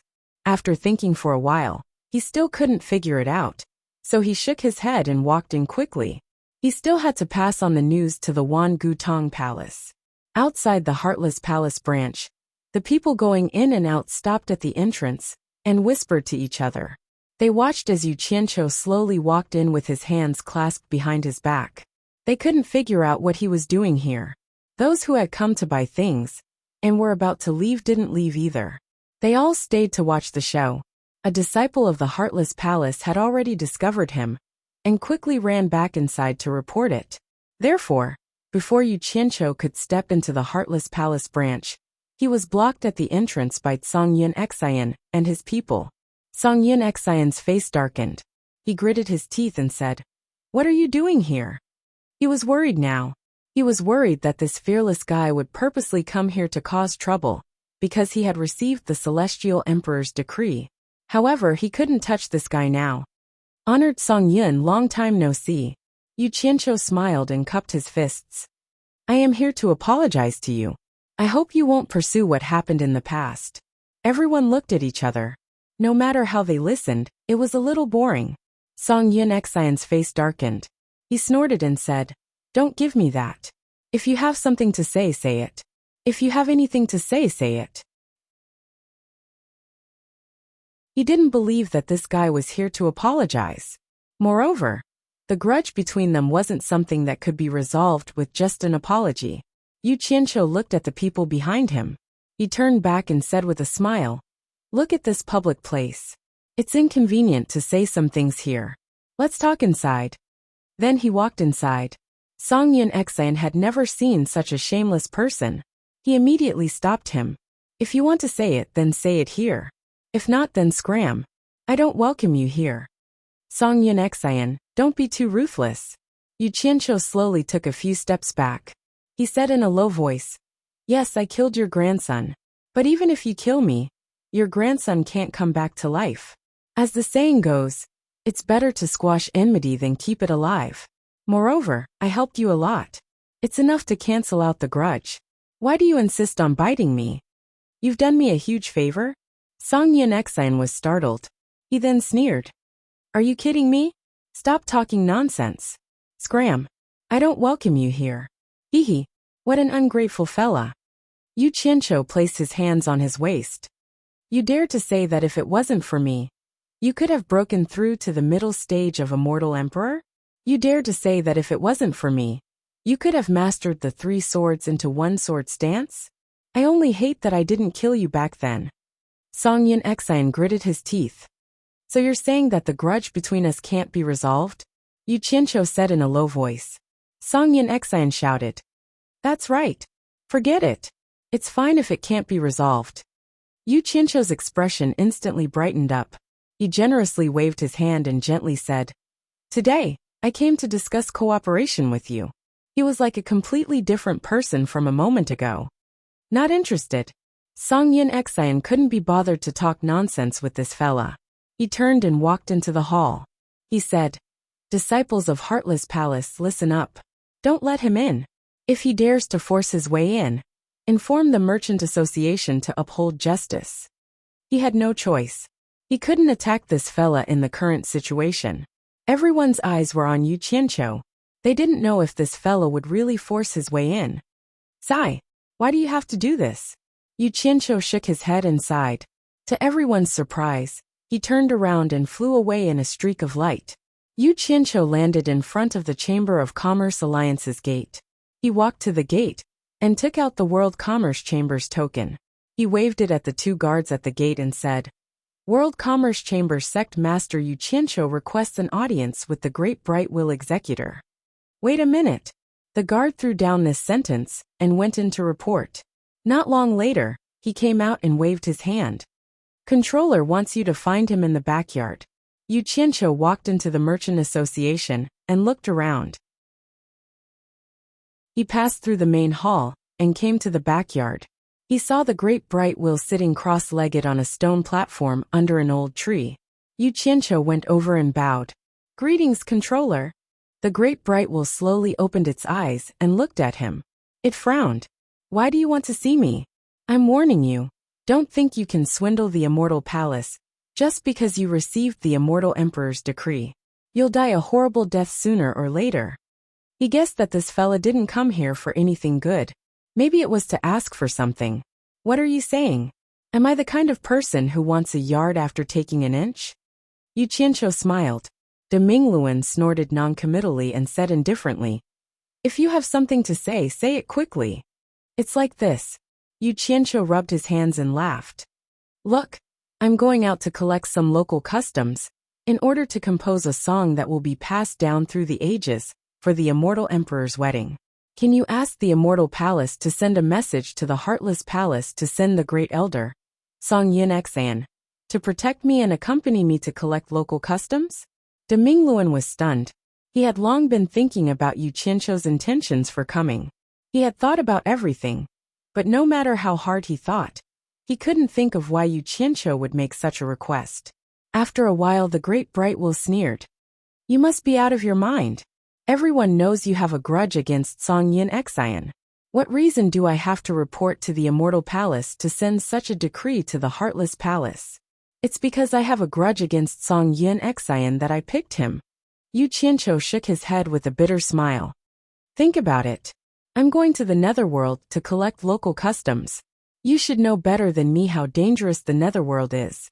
If there's no master to protect me, I'm afraid I won't even know how I died. Most importantly, it's easy to dodge a spear in the open, but hard to guard against a stab in the dark. I'm afraid that there's someone in a high position who doesn't dare to make a move against me in the celestial world, but will do something to me in the Netherworld. If the Immortal Palace sends Song Yin Xian to protect me, and something happens to me in the Netherworld, and ruin the Immortal Emperor's plan, he won't be able to escape punishment. Plus, I'm always on edge thinking that there's a master who wants to do something to me. I can't concentrate on composing a song for the Immortal Emperor. In short, he was the most reasonable person in the world. The reason why he went to talk to Song Yin Xian about reconciliation and cooperation was to get Song Yin Xian to protect him, who knew that Song Yin Xian wouldn't even give him a chance to continue talking. So he asked the Great Bright Wheel to ask the Immortal Palace to pressure the Heartless Palace.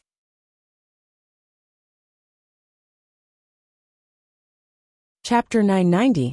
However, now that things had come to this, he had to use but to explain it. This fellow was not a good person at all. He always believed in the concept of cutting weeds if the roots were not removed. What cooperation and enmity were all nonsense. Finding Ash Cloud Xian to protect him was a lie. He wanted to find a chance to kill him. Normally, the best way was to flatten the entire Heartless Palace. However, it was impossible for him to flatten a colossus like the Heartless Palace with his current abilities. However, taking advantage of his current status as an imperial envoy, it was still possible to think of a way to kill Grey Cloud Xian first. This was why he spent so much effort to get Ash Cloud Xian to protect him. The reason? First of all, the chances of encountering danger in the Netherworld were very high, so they really needed the help of an expert. With Grey Cloud Xian's current cultivation, and the Heartless Palace's 3-in-1 sword-drawing stance, he was really a suitable candidate.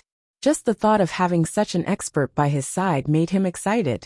Secondly, as he said, Ash Cloud Xian might not dare to do anything to him in the open, but it was completely possible for him to do something in the dark, especially in the Netherworld where even immortal emperors could not interfere. Now the only way was to tie Song Yin Xian's safety together. Then Song Yin Xian wouldn't dare to make a move against him. Lastly, this was what he wanted to do the most. As long as he brought Ash Cloud Xian with him, he would have a chance to get rid of this hidden danger. After all, Ash Cloud Xian would not dare to do anything to him at that time. Instead, he would have to work hard to protect him, and he would be able to do anything to him. Such a black-hearted method of killing several birds with one arrow had always been easy for him. Is that really the case? Demingluan looked at Yu Qianqiu suspiciously. Although he said that, he did not think that Yu Qianqiu had the guts or the ability to do anything to Ash Cloud Xian. He had underestimated Yu Qianqiu's character. If I don't do this, who can guarantee that Ash Cloud Xian will not do anything to me in the dark? Yu Qianqiu smiled bitterly as he cupped his fists and said, "Please help me, Senior Great Bright Wheel, for the sake of Senior Yin and Senior Wei." Demingluan's eyes flickered with suspicion. He was experienced enough to sense that something was wrong. Asking his enemy to protect him? This was the first time he had heard of such a thing, after living for so many years. He didn't know what this guy's brain was made of. How could he think of such a way? But after thinking about it, he felt that Yu Qianqiu's concerns were not wrong. He paused and said, "I'll try my best. As for whether the Immortal Palace will agree to your request, I can't guarantee it. Wait for my news." Hee. "Thank you, Senior. I won't disturb you any longer. Go on with your business." Yu Qianqiu bowed and left. He was confident in Demingluan's ability. Since the other party had promised to try his best, then this matter should not be far from the truth. As for what the other party would say to make the Immortal Palace agree, that was not something he should worry about. In the large conference room on the 21st floor of the World Commerce Association, under the watchful eyes of Yu Qianqiu. Hu Changshu distributed the corresponding amount of restriction-breaking pills, marrow-cleansing pills, and immortal ascension pills to everyone. Everyone looked at the immortal pills in their hands with mixed feelings. Yu Qianqiu had already explained the pros and cons of taking these immortal pills. Although they could quickly improve their cultivation, there would be a certain shackle on their future cultivation after taking them. Very few people could break through to the great immortal stage and above. Looking at the complicated expressions on everyone's faces, Yu Qianqiu understood what everyone was thinking. If these immortal pills fell into the hands of ordinary soul formation cultivators with no background, they would definitely be overjoyed. But these people were not ordinary soul formation cultivators. Each of them had extraordinary wisdom, although they were temporarily hiding here, who didn't want their cultivation to reach the peak of cultivation one day. I've already explained everything clearly to everyone. It's up to you whether you want to take it or not. I won't force you, but there's something I want to remind everyone. Yu Qianqiu looked around at everyone and said in a low voice, if anyone is willing to take it and use it to improve their cultivation, when you go to the immortal ascension passage guarded by the immortal palace to forge your immortal body, you must go in batches. When the first batch returns, the second batch will go again to avoid unnecessary trouble. At this point, he didn't say anything else and walked out alone. As for why he didn't use the heavenly lightning to forge everyone's immortal body, he had his own considerations. The hundreds of people here were all in the open. If they used immortal pills to forcefully increase their cultivation, no one could say anything. But if they suddenly all reached the immortal realm, without going through the immortal ascension passage guarded by the immortal palace, not to mention the suspicion of others, the immortal palace would first set their eyes on the World Commerce Association. Some things had to be sacrificed before they could gain. It was impossible for everything to be smooth sailing forever. Yu Qianqiu could only sigh slightly. He still had to hide what he had to hide from everyone for the time being. Who knew that once he left the conference room, he would receive a jade talisman from Wei Chuanxiu, asking him to quickly go to the rooftop. Yu Qianqiu arrived at the rooftop with a face full of suspicion. Just as he was wondering what Wei Chuanxiu was doing, he saw that De Mingluan was also there. He immediately walked over cheerfully and cupped his hands. Greetings, master. Wei Chuanxiu stared at him with an annoyed expression and asked, what the hell are you doing? You actually need Grey Cloud Messenger to protect you? Did you take the wrong medicine?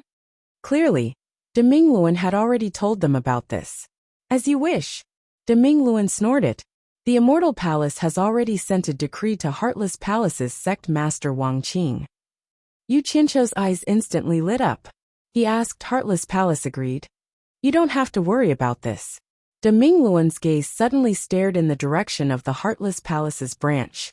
He said indifferently, there is no room for negotiation with the decree from the Immortal Palace. He has to agree whether he wants to or not. Hee. That's good, that's good. Yu Qianqiu rubbed his hands happily. He was worried that this matter would be troublesome. He didn't expect De Mingluan to help him settle it so quickly. He was indeed capable. Who knew that De Mingluan would look at him coldly and pour cold water on him? Don't be too happy too early. The reason why the Immortal Palace can send this decree is because of the Immortal Emperor. The higher-ups want me to tell you that if the Immortal Emperor isn't satisfied with the result, he will hand you over to the Heartless Palace and let them do whatever they want to you. Yu Qianqiu couldn't smile anymore. It was as if something was strangling his neck. He then said awkwardly, it should be fine. As long as Zhangyan Exang cooperates with me, I won't disappoint the Immortal Emperor. Please help me pass this message to the Immortal Palace. He was indeed scared just now. After all, no one could guarantee that the Immortal Emperor would be satisfied with what they came up with.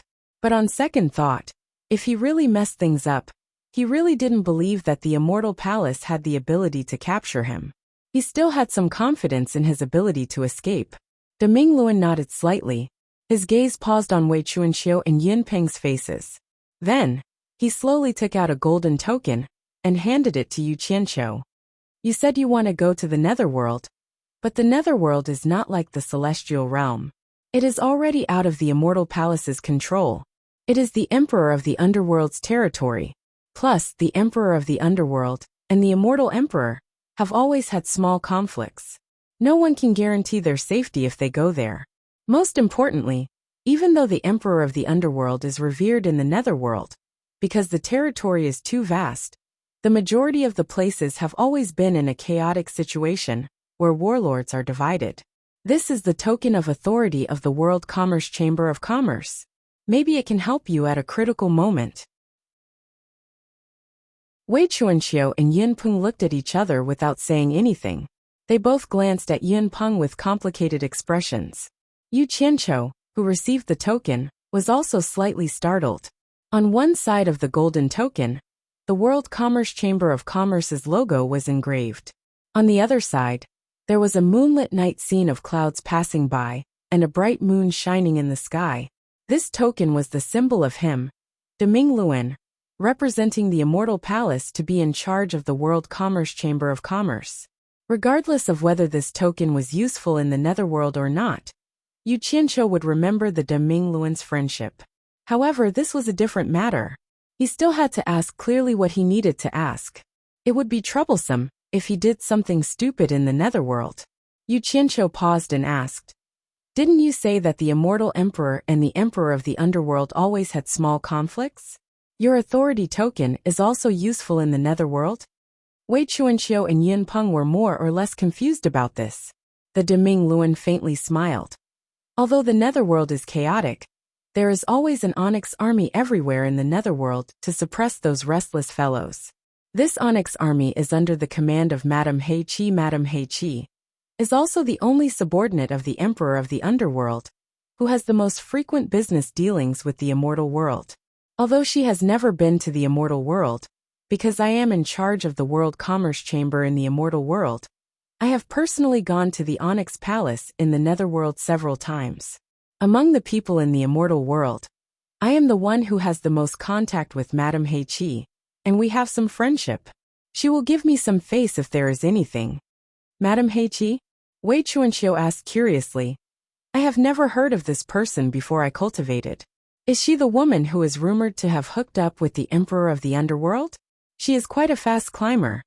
Yu Qianqiu was also curious. He had heard of Madame He Qi in the Immortal World. It was said that she had a high position in the Netherworld. However, these were all rumors. He didn't know the specifics. Hooked up with the Emperor of the Underworld?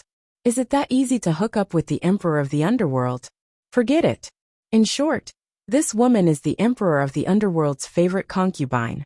Her power in the Netherworld is indeed extraordinary. Deming Luan shook his head and looked at Yu Qianqiu. You are in the chaotic land of the Netherworld. If you encounter any trouble, you can use my token to find the Onyx army. I believe Madame He Qi will ask the Onyx army to take care of you. With the Onyx army's illustrious reputation in the chaotic land, they can at least save you some trouble. Yu Qianqiu nodded and asked hesitantly, I wonder what kind of person this Madame He Qi is? Is it easy to get along with her? Deming Luan paused for a moment and said slowly with an expressionless face, Her cultivation is about the same as mine, but her heart is higher than the sky. She may be ambitious, but her ability is average. She is just relying on the prestige of the Emperor of the Underworld. Unfortunately, she doesn't know her place. In short, she is just a vicious woman. You won't have any conflict of interest with her. As long as you don't offend her, she won't do anything to you.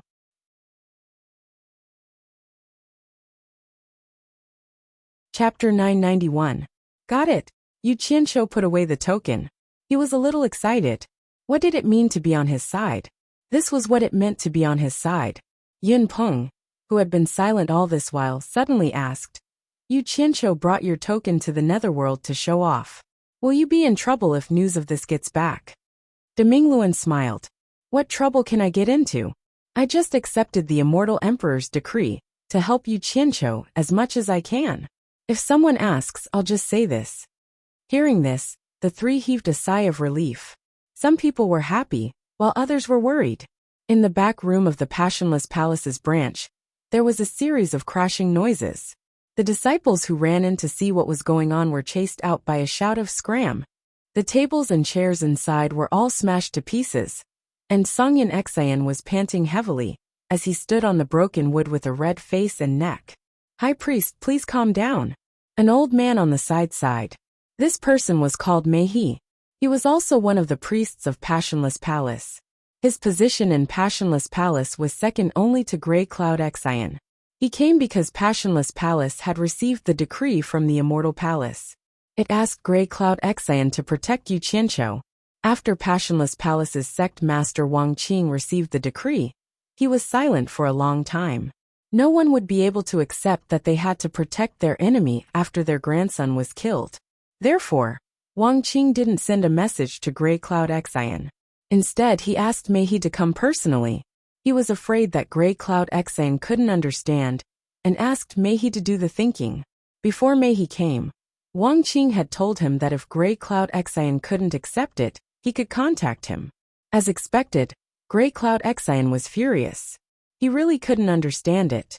He almost destroyed the Passionless Palace's branch. Finally, under Mei's repeated persuasion, Grey Cloud Exayan contacted Wang Qing angrily. Wang Qing didn't try to persuade him. He only told him that it was true. He did receive the decree from the Immortal Palace. He told him to think of the big picture. Then, Wang Qing cut off the connection, which led to the current scene. Just for a song. The Immortal Palace has gone too far. Sect leader, why are you forcing me like this? Songyan Exayan was so angry that his entire body trembled as he roared. Yu Qianqiu. To him, this was simply an extraordinary humiliation. Not to mention the fact that he couldn't accept it emotionally. Once this matter was spread out, he would definitely become the laughingstock of the three realms. Mei quickly glanced at his surroundings. Fortunately, he had set up a soundproof barrier in advance. Otherwise, if Grey Cloud Exayan's voice was heard, it might cause a lot of trouble for the Heartless Palace. Using his feet to push aside the broken tables and chairs, Mei walked to Grey Cloud Exayan and said with a bitter smile, "You can't blame the sect master for this. Others see our Heartless Palace as the #1 sect in the immortal world. But don't tell me you and I don't know the situation our Heartless Palace is in? It's as dangerous as a pile of eggs. Why are they bullying people like this? Why are you bullying me like this? What do you take us for? Were they worse than pigs and dogs? This is a great humiliation." Grey Cloud Exayan clenched his fists and choked with sorrow. Tears streamed down his face, covering his clothes. The scene was very tragic. This undoubtedly explained the problem. He knew that there were some things he couldn't fight back. "High priest." Mei grabbed Grey Cloud Exayan's clenched fists and shook them. "Aren't we worse than pigs and dogs in the Immortal Palace's eyes? Do you think the sect master is feeling good? But we have to look at the big picture." As he spoke, he suddenly transmitted his voice. "I'm afraid that the Immortal Palace is using Yu Qianqiu to test our Heartless Palace. What does this mean? Before we came, the sect master told me to tell you. Endure humiliation for the greater good. The sect master told me to tell you that his cultivation level is probably not far from breaking through to the late Immortal Emperor stage. Also, our Heartless Palace already has the 6th form of the sword drawing style. The sect master has been hiding it all this time, waiting for the moment when he's certain of victory." Grey Cloud Exayan's body shook when he heard this. His eyes were filled with tears as he exclaimed, "The 6th form? Could it be that the sect master?" He wanted to say that the sect master was waiting for the right time to challenge the Immortal Emperor, but Mei patted his fists and stopped him with telepathic transmission. "High priest, be careful with your words. The sect leader has never mentioned this matter to anyone. He doesn't even feel at ease communicating with you through the transmission technique. But in order to let you know what's going on, he leaked this matter, and specially asked me to make this trip. We can't let down the sect leader's painstaking efforts. What the sect master needs the most now is time. Once the time is right, all the old and new grudges can be settled in one day." Grey Cloud Exayan was stunned and didn't speak. His eyes were shining. He really didn't expect that the Heartless Palace only had 5 sword stances for so many years. Ever since he was in a desperate situation, he instantly comprehended and executed the 5th stance. He was the clearest about its might. He was confident that few experts in the intermediate stage of the three realms would be able to block this move of his. But he didn't expect that the sect master had already created the sixth form of the sword drawing style. How powerful would it be? He couldn't help but get excited thinking about it. He naturally understood the sect master's painstaking efforts. He wanted him to endure the humiliation and give the sect master more time. Once the sect master broke through to the late-stage immortal emperor, the Heartless Palace's sixth form of the sword drawing style would be revealed in the celestial world. At that time, it would definitely shock the three realms. For the sect master, for the Heartless Palace, I, Greycloud Exion, will swallow this humiliation. Greycloud Exion clenched his fists and said while gritting his teeth. Since he could get to this point in the celestial world, he naturally knew what was good and what was bad. Once the sect leader Wang Qing defeated the celestial emperor with the sixth move, the sword drawing style, then the status of him, the number 2 figure of the Heartless Palace, in the celestial world could be imagined. High Priest, you're so righteous. He patted Greycloud Exion's fist. His tense gaze relaxed, and he heaved a sigh of relief in his heart. Before he came, Wang Qing had told him that if he told Greycloud Exion such a top-secret matter, and Greycloud Exion still wasn't willing to endure the humiliation, then what was the point of keeping such a person in the Heartless Palace? To be exact, if He had seen even the slightest hesitation in Greycloud Exion, he would have immediately launched a fatal sneak attack when Greycloud Exion was unprepared. That way, he would never have the chance to reveal the secret of the sect master Wang Qing. After that, the Heartless Palace would naturally push the blame onto Greycloud Exion. If Greycloud Exion was dead, then Yu Qianqiu wouldn't have an excuse to say that he was worried that Greycloud Exion would backstab him and affect his work for the Immortal Emperor. At least he would be able to answer to the Immortal Palace. In reality, the Heartless Palace's sect master Wang Qing didn't want to be too ruthless. After all, apart from him, the only person in the Heartless Palace who had mastered the three-sword drawing style was Greycloud Exion. He was definitely a great help to the Heartless Palace. If Wang Qing really defeated the Immortal Emperor in the future, how could he not have a reliable top-notch expert under him? However, people at Wang Qing's level would weigh the pros and cons of everything, and would never be soft-hearted when it came to abandoning things. Greycloud Exion didn't know that he had already taken a trip to the gates of hell. Instead, he swore solemnly and gritted his teeth. Yu Qianqiu, let's see how long you can be so smug for. He sneered. He's just a fox borrowing the tiger's might. A mantis trying to stop a chariot is overestimating its own capabilities. High Priest, you'll have to suffer for a while.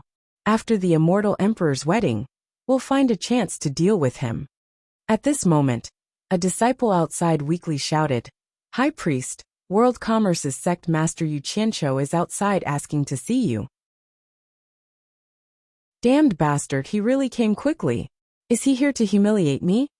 Greycloud Exion pointed his finger towards the outside, once again with a look of uncontrollable anger. He shook his head at him. He looked at the messy room, and quickly put all the messy things into his storage bracelet. Greycloud Exion calmed his emotions, and wiped his face to dry the tears on his clothes. Then he removed the soundproof barrier and shouted, Get him in here! This shout was so loud that even Yu Qianqiu, who was outside the gate, was shocked, let alone the yes-man disciples outside. He muttered in his heart, Could it be that this old man is so daring that he dares to harm me? He wondered if Heartless Palace had conveyed the Immortal Palace's decree to this old man. However, he felt that he was worrying too much. Since this old man wanted him to get in here, then he must have received a notice. Yu Qianqiu chuckled. He didn't wait for the disciple who went to report to come out to summon him, and he walked in casually. With Greycloud Exion's shout, the other disciples of Heartless Palace didn't stop him. However, the disciples who came here to trade looked at him with disdain. They didn't know why this guy wouldn't let Greycloud Exion go. They guessed that this guy was using his master's power. With the Immortal Emperor's decree, he was purposely humiliating Greycloud Exion. Was this revenge for the humiliation he suffered in the Paradise Wonderland? When Yu Qianqiu entered the inner room of the rear hall, he discovered that the room was empty. He couldn't help but feel that it was strange. However, when he saw traces of tables and chairs on the floor, he quickly swept his gaze around the room. When he saw traces of things being smashed on the floor and walls, he immediately understood everything. Someone was probably furious and was smashing things to vent his anger. Finally, his gaze landed on an old man who was standing side by side with Greycloud Exan. Someone who could stand side by side with Greycloud Exan naturally had a high status in Heartless Palace. Yu Qianqiu was slightly startled. Then he smiled and cupped his hands at Greycloud Exan. Elder Greycloud Exan, may I know who this person is? Without Greycloud Exan's introduction, Mei-He snorted coldly and said, This old man is Heartless Palace's consecrator Mei-He. You are that infamous scoundrel sect master Yu Qianqiu in the immortal world? The immortal palace's decree only asked Greycloud Exan to protect Yu Qianqiu. It didn't say that he couldn't be humiliated. These words were no less than a slap to the face. Yu Qianqiu was unhappy when he heard it. He could be afraid of anyone but the Heartless Palace. If he retreated now, Greycloud Faith's face would be ugly in the future. Damn, this can't be allowed to continue. His face darkened. I don't care if you don't have a river or a ditch. You're already so old. Watch your mouth. Don't ask for trouble.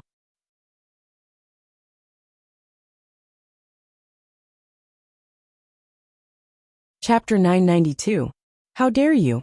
Mei-He shouted angrily. One of his sleeves bulged as if it was filled with air, and his killing intent instantly boiled. Songyan Exan pressed his hand and said gloomily, Don't bother with him. It's too easy for him to kill him like this. Mei-He was slightly stunned. He was here to persuade Songyan Exan to swallow the humiliation. Why was it Songyan Exan who was persuading him now? Little did he know that some things did not happen to him.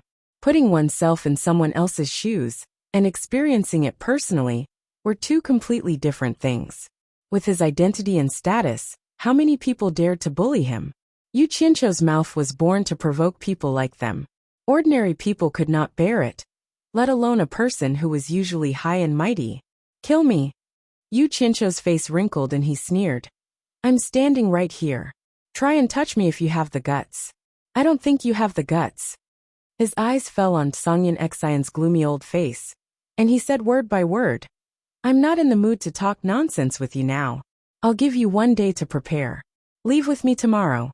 Goodbye. He turned and left. You're courting death. Songyan Exan shouted. He was indeed irritated. Mei-He was shocked and quickly pulled him back. Yu Qianqiu looked back at the two of them and sneered.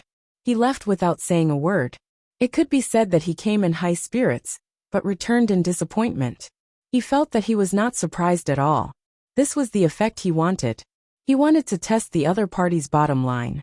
In the end, only the two old brothers were left in the room.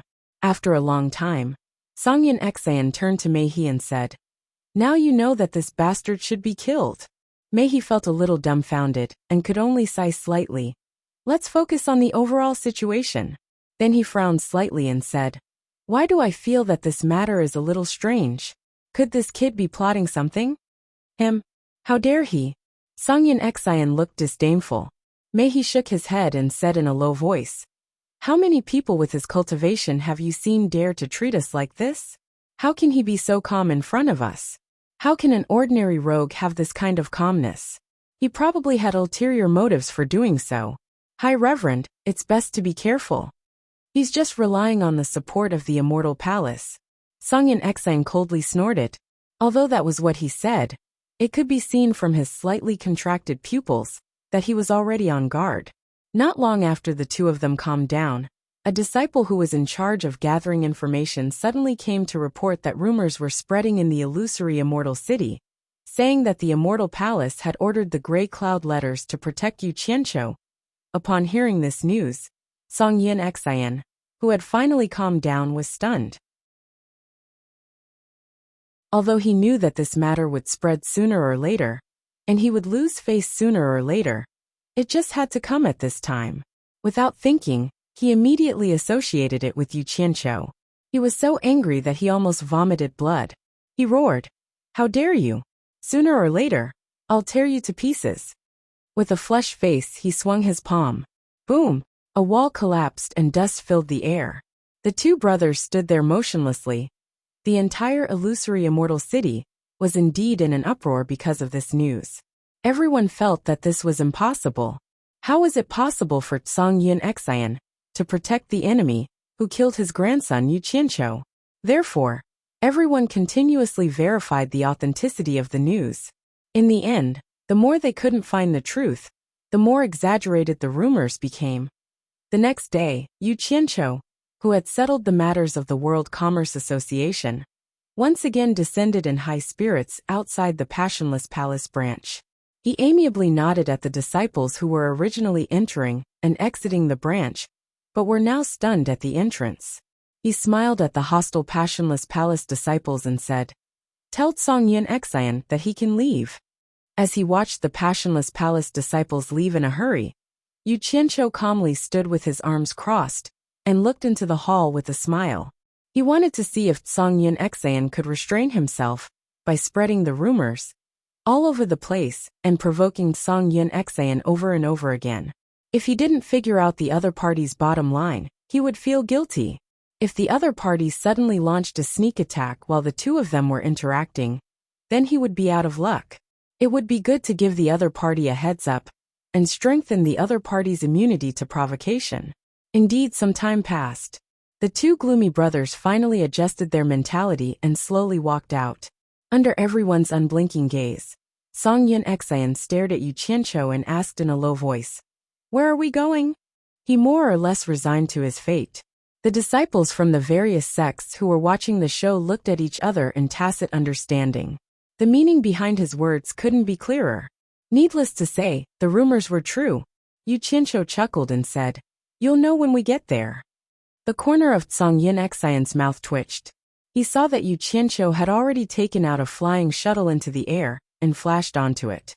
He waved at him from above, indicating for him to come up quickly. As he cupped his hands to send him off, Song Yin Xian finally gritted his teeth and flashed onto the shuttle. He tried his best to turn his head away from Yu Qianqiu's ugly face. "Where are we going?" Yu Qianqiu said slowly and unhurriedly. "The Netherworld." Song Yin Xian was stunned. He turned around to look at the other party, only to see the other party reaching out to the front of the flying shuttle. He immediately sneered and said, "The decree I received from the Immortal Palace is only to protect you. I have no obligation to help you control the flying shuttle. The journey to the Netherworld is long. Don't you think that with your cultivation, it will be faster to control it? What does it have to do with me whether it's faster or not? I'm not in a hurry." Song Yin Xian sneered again and again. It was already embarrassing enough. How could he help Yu Qianqiu control the flying shuttle in front of everyone? "I have nothing to say. If you ruin the Immortal Emperor's plan, I'm afraid you won't be able to bear the consequences." Yu Qianqiu was also stubborn. However, Song Yin Xian was not moved. "Don't give me that. Do you think the people of the Immortal Palace are all idiots? Fine. I won't talk about this anymore. I don't want you to say that I'm using the Immortal Emperor to threaten you. You don't put the Immortal Emperor in your eyes anyway." Yu Qianqiu looked around the entire illusory immortal city and said, "I can control it too. I was just about to bring you around illusory immortal city a few more times, and let everyone witness the might of your gray cloud trust." Song Yin Xian snorted and slowly floated to the side of the flying shuttle. He sneered and said, "The flying shuttle is yours. Go around as many times as you want. Sorry, I won't be accompanying you." The conversation between the two of them was clearly heard by the people below, and some of them even couldn't help but laugh. "Good. Very good. You win." Ouch. At this time, Yu Qianqiu suddenly exclaimed. He clutched his chest and staggered a few steps on the flying shuttle, as if his heart was in pain. Under Song Yin Xian's cold gaze, the flying shuttle carrying Yu Qianqiu slowly landed in front of the Passionless Palace's branch gate. While everyone was looking at each other, Yu Qianqiu staggered to the back of the flying shuttle and sat down. He weakly waved his hand at the crowd and said intermittently, May I know who is willing to do a good deed and help. Help me tell the Chamber of Commerce Alliance that I've been angered to the point where I'm depressed and my mental state isn't good. I'm afraid I'll need to rest for a year and a half. And I'm afraid I'll miss the immortal emperor's important matter. I hope the immortal palace can find someone better to take on the heavy responsibility. After saying that, he lay on the flying shuttle and panted as if he could stop breathing at any time. Everyone was speechless. No matter what, he was the sect master of the World Commerce Alliance. This guy was really bold to play so openly and use the immortal emperor's matter to threaten others. But then again, if this matter really got out of hand, even if the immortal palace took care of Yu Qianqiu, how could he, Song Yin Xian, who played along with Yu Qianqiu, have a good ending? This was clearly a case of the barefooted not afraid of those who wore shoes. He was acting shamelessly. Song Yin Xian, who was in the air, and Mei He, who was at the gate, had dark expressions on their faces. The surroundings were completely silent. Everyone's gazes looked at Song Yin Xian from time to time, then looked at Yu Qianqiu, who was about to fall asleep in the flying shuttle. High Priest. Mei He's voice came to Song Yin Xian's ears with a long sigh. Song Yin Xian's expression changed. Right now, he wanted to skin Yu Qianqiu alive, but in the end he still gave in. In his eyes, Yu Qianqiu was just a little trash, and it was not worth it for him to be unlucky together with him. The figure in the air suddenly disappeared, and Song Yin Xian stood at the front of the flying shuttle on the ground. A gust of air rushed in all directions, and the flying shuttle suddenly stabbed into the sky. The passionless palace branch's gate was filled with boos and hisses. Yu Qianqiu, who was lying in the flying shuttle with his eyes half closed, finally opened his eyes. Looking at the white clouds floating in the blue sky, the resentment he felt from being humiliated in front of everyone in the Paradise Immortal realm was finally vented a little, and his entire body felt much better. Looking at Song Yin Xian in front of him, who didn't even turn his head back, the scenes that had happened in Wu Xiong's mansion once again appeared in his mind. In fact, it didn't take more than a day for the things that had happened in the Hallucination Immortal City to spread to Wu Xiong's External Affairs Grand Commander's mansion in the Paradise Immortal realm. In the beautiful back garden, in a pavilion with rolled-up beaded curtains, the golden-robed External Affairs Grand Commander's wife, Mu Tianjiao, was sitting in the pavilion with a frown on her face. Her father, Mu Bing, was constantly ridiculing Yu Qianqiu's shameless actions in the Hallucination Immortal City. Mu Bing, relying on his identity as the External Affairs Grand Commander of Wu Xiong's Immortal Palace, could be said to frequently travel between the Four Links Chamber of Commerce and the Paradise Immortal Realm. He spent most of his time in the Paradise Immortal Realm, and most of the Four Links Chamber of Commerce's matters were handed over to his disciple, Nan Tianlong. Regarding this, he had nothing to worry about. With his current identity, even if he wasn't there to oversee the Four Links Chamber of Commerce, no one would dare to cause any trouble. There was no lack of people in the world who had been oppressed for a long time, but once they made a comeback, they instantly forgot everything. They enjoyed the feeling of getting whatever they wanted, and they even wantonly played with power. The world called these people petty people intoxicated by success. Mu Tianjiao held her forehead with one hand and placed her elbow on the stone table with a plate of fruits and ambrosia. I just don't understand why the Celestial Emperor would let that shameless person compose a song. It's simply the biggest joke in the world. Father. Mu Tianjiao, who was deep in thought, suddenly raised her head and stopped Mu Bing from continuing. Her eyes were faintly filled with grief and indignation as she said, "Father, how dare you talk about the Celestial Emperor behind his back? Aren't you afraid of incurring his wrath and implicating me and Wu Xiong?" Mu Bing's expression changed, and he quickly looked around. Seeing that there was no one around, he heaved a sigh of relief, but his heart was still pounding. He also knew that he had gotten a little carried away just now and spoke without thinking. However, the atmosphere in the pavilion became a little awkward. Mu Bing was now more or less a taboo towards this daughter of his. After all of his glory came from this daughter. In the end, it was Mu Tianjiao's expression that eased first. No matter how bad the other party was, he was still her father. She faintly sighed and said, "Father, please don't talk nonsense in the future. Just treat it as thinking about your daughter's happiness and leave some leeway in your mouth. Of course. Of course. It was just a slip of the tongue, that's all. Seeing that his daughter was no longer angry, Mu Bing quickly took the opportunity to explain. I'm not talking about the Celestial Emperor. In fact, what I want to say is that the real culprit is that woman with the surname Liu. She must have said something to immortal Empress Ji Wu. Otherwise, why would the Celestial Emperor let that Yu Qianqiu compose a song? Look at that Yu Qianqiu. He's a typical despicable person. Once he succeeds, he considers everyone beneath him and acts recklessly in the illusionary immortal city. Mu Tianjiao slowly stood up, looked at Mu Bing, and earnestly said, Father, listen to me. After all, that Yu Qianqiu once did our Mu clan a favor. Back in the Divine Ruin Realm, if it wasn't for his help, I would have already died there. Even if we don't put that aside, he doesn't have any deep hatred towards us. So why do you hate him so much?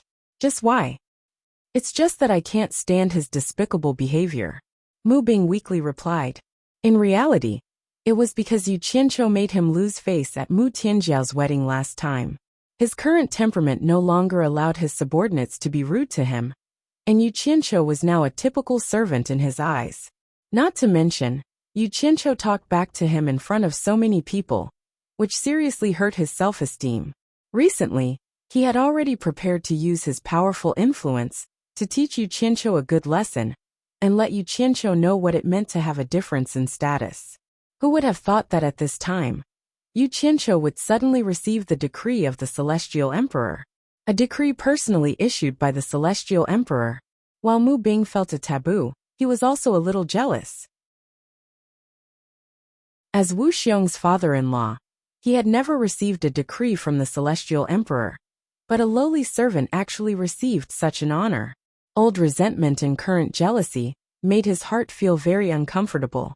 Whether he is a true gentleman or a despicable person, it has nothing to do with us. Mu Tianjiao suddenly paused as if she noticed something. Her bright eyes stared at Mu Bing's face, and she bit her lips. Father, do you want to do something to him? Oh, what does father-in-law want to do to who? A hearty laughter suddenly came from outside. The father and daughter turned their heads to look and saw Wu Xiong striding from the entrance of the garden with a smile on his face. Mu Bing also immediately smiled and quickly walked out of the pavilion. He looked at Wu Xiong and smiled. The Grand Commander has returned. Father-in-law. Wu Xiong very politely clasped his hands together, then reached out to grab Mu Tianjiao's hand. The two of them smiled at each other and walked into the pavilion. They sat on opposite sides of the stone table, giving off the feeling that they were close friends. Wu Xiong looked at Mu Bing, who followed them in, then looked at Mu Tianjiao and asked, Madam, what did you say father-in-law wants to do? Why don't you tell me?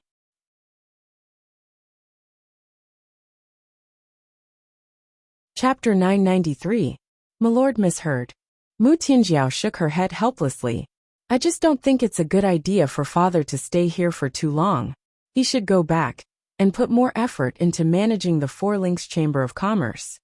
Mu Bing's expression changed slightly when he heard this. A trace of resentment flashed across his eyes as he looked at his daughter. He felt that his daughter was unhappy because he had spoken too much about Yu Qianqiu and was chasing him away. For a moment his heart was filled with jealousy and hatred for Yu Qianqiu. Oh! Wu Xiong made a noncommittal sound and glanced at Mu Bing. After interacting with his father-in-law for a period of time, he naturally had some understanding of his character. He faintly smiled and said, Madam is worrying too much. Father-in-law will naturally arrange for someone to take care of the Four Links Chamber of Commerce. There is no need to personally attend to this matter. If it really doesn't work, it's better to close down the Four Links Chamber of Commerce and open a bigger one in hallucinatory Immortal City. That way it'll be closer. If father-in-law agrees, I'll greet the great bright Will Keeper of the Chamber of Commerce Alliance and make things easier for you. Good. Great Commander, this is a good idea. Mu Bing smiled happily. No way. Mu Tianjiao shouted and suddenly stood up. She glared at Mu Bing and said sternly, Father, have you forgotten that mother died for the Four Links Chamber of Commerce? Are you really going to shut it down without any consideration for old ties? Her entire face turned pale, and her expression turned stern. Tears appeared at the corners of her eyes. She had always been strong, but it had been a long time since she had cried. In fact, there was something she didn't say. If it wasn't for the Four Links Chamber of Commerce, if it wasn't for her mother's painstaking efforts, why would she have to compromise and marry here? The Four Links Chamber of Commerce held too many memories of her deceased mother. It could be said that it was her emotional sustenance and the home of her heart. It could not be desecrated. The pavilion instantly quieted down. Mu Bing stood there awkwardly. Wu Xiong was also slightly stunned. Mu Tianjiao had always been a gentle and virtuous woman in front of him. This was the first time he had seen her so angry, and it was directed at her father. After Wu Xiong came back to his senses, his face was filled with relief. From this, it could be seen that his woman was a woman who valued friendship. He had not misjudged her. He stood up and walked to Mu Tianjiao's side. He grabbed her hand and comforted her. "Madam, don't be anxious. Since Madam is unwilling." As he said this, he looked at Mu Bing and said, "I think we should drop this matter. Father-in-law, you may as well focus on running the Four Links Chamber of Commerce. If there is anything you need, just let me know. I will do my best to help." Once the Four Links Chamber of Commerce had enough capital to expand, it wouldn't be too late to establish a branch in hallucinatory Immortal City. In fact, most sects and chambers of commerce did this. Sometimes, moving too fast might not be a good thing. What does father-in-law think? Since he said so, what else could Mu Bing say? He nodded awkwardly. He was too embarrassed to face his daughter here, so he squeezed out a smile and said, "I have something to do at home, so I'll go back first." Wu Xiong could feel Mu Bing's awkwardness, and also felt a little embarrassed. After all, this was caused by him. He immediately stretched out his hand and said with a smile, "I'll see you off, father-in-law." Mu Tianjiao bit her lips as she watched the two men leave. Tears flowed uncontrollably from her eyes. She never thought that something she held so firmly would be so disdainful in her father's eyes. As if he could abandon it at any time. Outside the External Affairs Grand Commander's residence, one could see the undulating mountains and the beautiful scenery. Wu Xiong, who had sent Mu Bing to the edge of the cliff, looked at the ashen-faced Mu Bing and said with a faint smile, "We're all family. Father-in-law, please don't take Madam's words to heart. You should know that she has no ill intentions towards you." Mu Bing's lips moved. After a moment of hesitation he said, "It's not like that.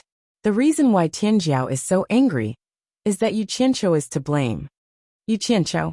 Wu Xiong was stunned. For a moment, he couldn't figure out why this matter had something to do with Yu Qianqiu. He asked in surprise, "What does it have to do with Yu Qianqiu? She was fine before." It was only because she heard about Yu Qianqiu's shameless actions in the mystic Immortal City that she became unhappy after I said a few words about Yu Qianqiu. That's why she lost her temper and wanted me, her father, to leave. Sigh. Mu Bing's eyes flickered. Wu Xiong's gaze instantly turned cold. He looked at Mu Bing and said indifferently, "What do you mean by this? Please don't misunderstand, Grand Commander. It's not what you think." Mu Bing waved his hand. He naturally wouldn't say that he wanted to use someone else to do his dirty work. He sighed and explained, "Grand Commander, you might not know this, but when Yu Qianqiu first came to my Four Links Chamber of Commerce, he once pursued Tianjiao. I could tell at a glance that he wasn't a good person, so I firmly opposed him. Tianjiao also didn't take a liking to him, but I couldn't stand that guy's relentless pestering, so I might have been tempted. Fortunately, I noticed that something was wrong in time, and drove that kid away. However, that kid couldn't forget my Tianjiao. Later, when the Grand Commander proposed to you, that kid was afraid of the Grand Commander's prestige, and gave up. However, I never imagined that you would invite him on the day of your wedding. That's why I was so unhappy at the time, and was a little rude to him." A suppressed murderous aura faintly circulated around Wu Xiong's body. How many men could tolerate another man coveting their beloved woman? His eyes flickered as he recalled Mu Tianjiao's first night. He felt that she hadn't done anything wrong to him, so his killing intent gradually retracted. Wu Xiong said indifferently, "Father-in-law, let's not mention the past. Otherwise it won't be good for anyone. Not to mention, I don't want to pursue the past. Mu Bing was slightly surprised. He didn't think that Wu Xiong would be so magnanimous. However, when he recalled the killing intent Wu Xiong emitted earlier, he regained his confidence and said, "But I can't stand to see such an ambiguous matter. That kid's mouth is famous for being foul. I'm afraid that he will say something that will affect Tianjiao's reputation. As a parent, how can I tolerate such a thing happening? If there are any signs, I must find a way to put an end to it." Wu Xiong was startled and suspiciously asked, "You want to kill him?" Mu Bing firmly nodded. Wu Xiong immediately frowned and said, "Father-in-law, don't be reckless. He received the immortal emperor's decree to carry out his mission. If something happens to him, it's not something you or I can bear." "But I heard that he wants to go to the netherworld." Mu Bing gloomily looked at Wu Xiong and said word by word, "If something happens to him in the netherworld, what does it have to do with you and me?" Wu Xiong looked at Mu Bing in surprise. He didn't expect Mu Bing to be so scheming. It seemed that he had underestimated Mu Bing. Wu Xiong originally wanted to persuade him to let go, but for some reason, he thought of the golden statues in his bedroom. It was a gift from Yu Qianqiu to congratulate him on his wedding. It had always been placed on Mu Tianjiao's dressing table with the words "Forever and Earth" carved on it. Occasionally, he would see Mu Tianjiao staring at the golden statue in a daze. When he asked her why, she said that she hoped the two of them could be as eternal as the words carved on the statue. However, at this moment, he couldn't help but have a big question mark in his heart. Was there no other reason? For a moment he felt a stabbing pain in his heart. Wu Xiong slowly said, "Father-in-law, you should give up. He has Songyan Xian by his side to protect him. Right now, Songyan Xian's cultivation has reached the mid-stage of the immortal emperor stage. He has also mastered the Heartless Palace's famous 3 swords as one sword drawing form. Not to mention father-in-law, even I am not his match." Although Wu Xiong's words were meant to dissuade him, Mu Bing's 7 apertures were miraculously smooth today. Their hearts were connected, and he could actually hear the softness in Wu Xiong's tone. Therefore, it could be said that sometimes, the power of hatred was extraordinary, and could make people stronger. Mu Bing sneered and said, "Songyan Xian has a grudge with him for killing his grandson. I don't believe that Songyan Xian can protect him at all times without any complaints. Moreover, the netherworld is chaotic. Anything can happen. If something happens to Yu Qianqiu, what can Songyan Xian do?" Hearing this, Wu Xiong was even more surprised. He couldn't help but size up Mu Bing again. How could a person with such schemes and methods manage the 4 Links Chamber of Commerce to such a state? He originally wanted to test Mu Bing to see how capable he was. If he really had the ability, there was no harm in letting him try. If he didn't, then it was better to let him give up on the idea as soon as possible to avoid unnecessary trouble. However, he didn't expect Mu Bing to have some tricks up his sleeve. Wu Xiong still wanted to test him, so he slowly shook his head and said, "Even if Songyan Xian has times of carelessness, that guy is also a capable person. I'm sure father-in-law has heard of the battle at the Life and Death Mound. I'm afraid ordinary people are not his match." The meaning behind his words was very clear. He was saying that Mu Bing was not Yu Qianqiu's match. It's fine that I'm not his match. Humans die for wealth and birds die for food. I'm sure there are many people who are his match. Mu Bing revealed an unfathomable smile, implicitly pointing out that he would use others to deal with Yu Qianqiu. Wu Xiong was afraid that if Mu Bing used force, he would be implicated. However, seeing that Mu Bing's thoughts were so clear that he wouldn't personally take action, Wu Xiong immediately felt relieved. He faintly smiled and said, "It seems that father-in-law has made up his mind to go to the netherworld. However, the netherworld is chaotic, and this son-in-law is very worried about father-in-law's safety.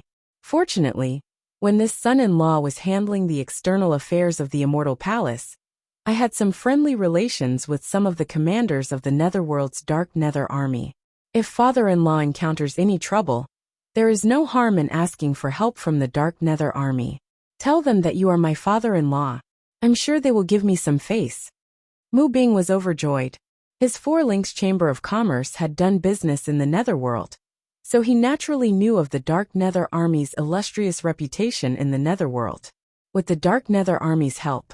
Even if Yu Qianqiu was protected by Tsangyan Xian, killing him would be a piece of cake. His confidence immediately soared as he cupped his hands and said, "The great commander is very busy. It's rare for you to have a rest, so I won't disturb you any longer. Farewell." You're tuning in to the Li Mei's Sword of Destiny YouTube channel. We're so grateful for your support, and don't forget to subscribe to join us on this incredible journey through captivating stories. Your generosity through donations truly makes a world of difference, as it's the primary source of revenue that allows me to expand and enhance this channel for you. Thank you from the bottom of my heart for being a part of this adventure.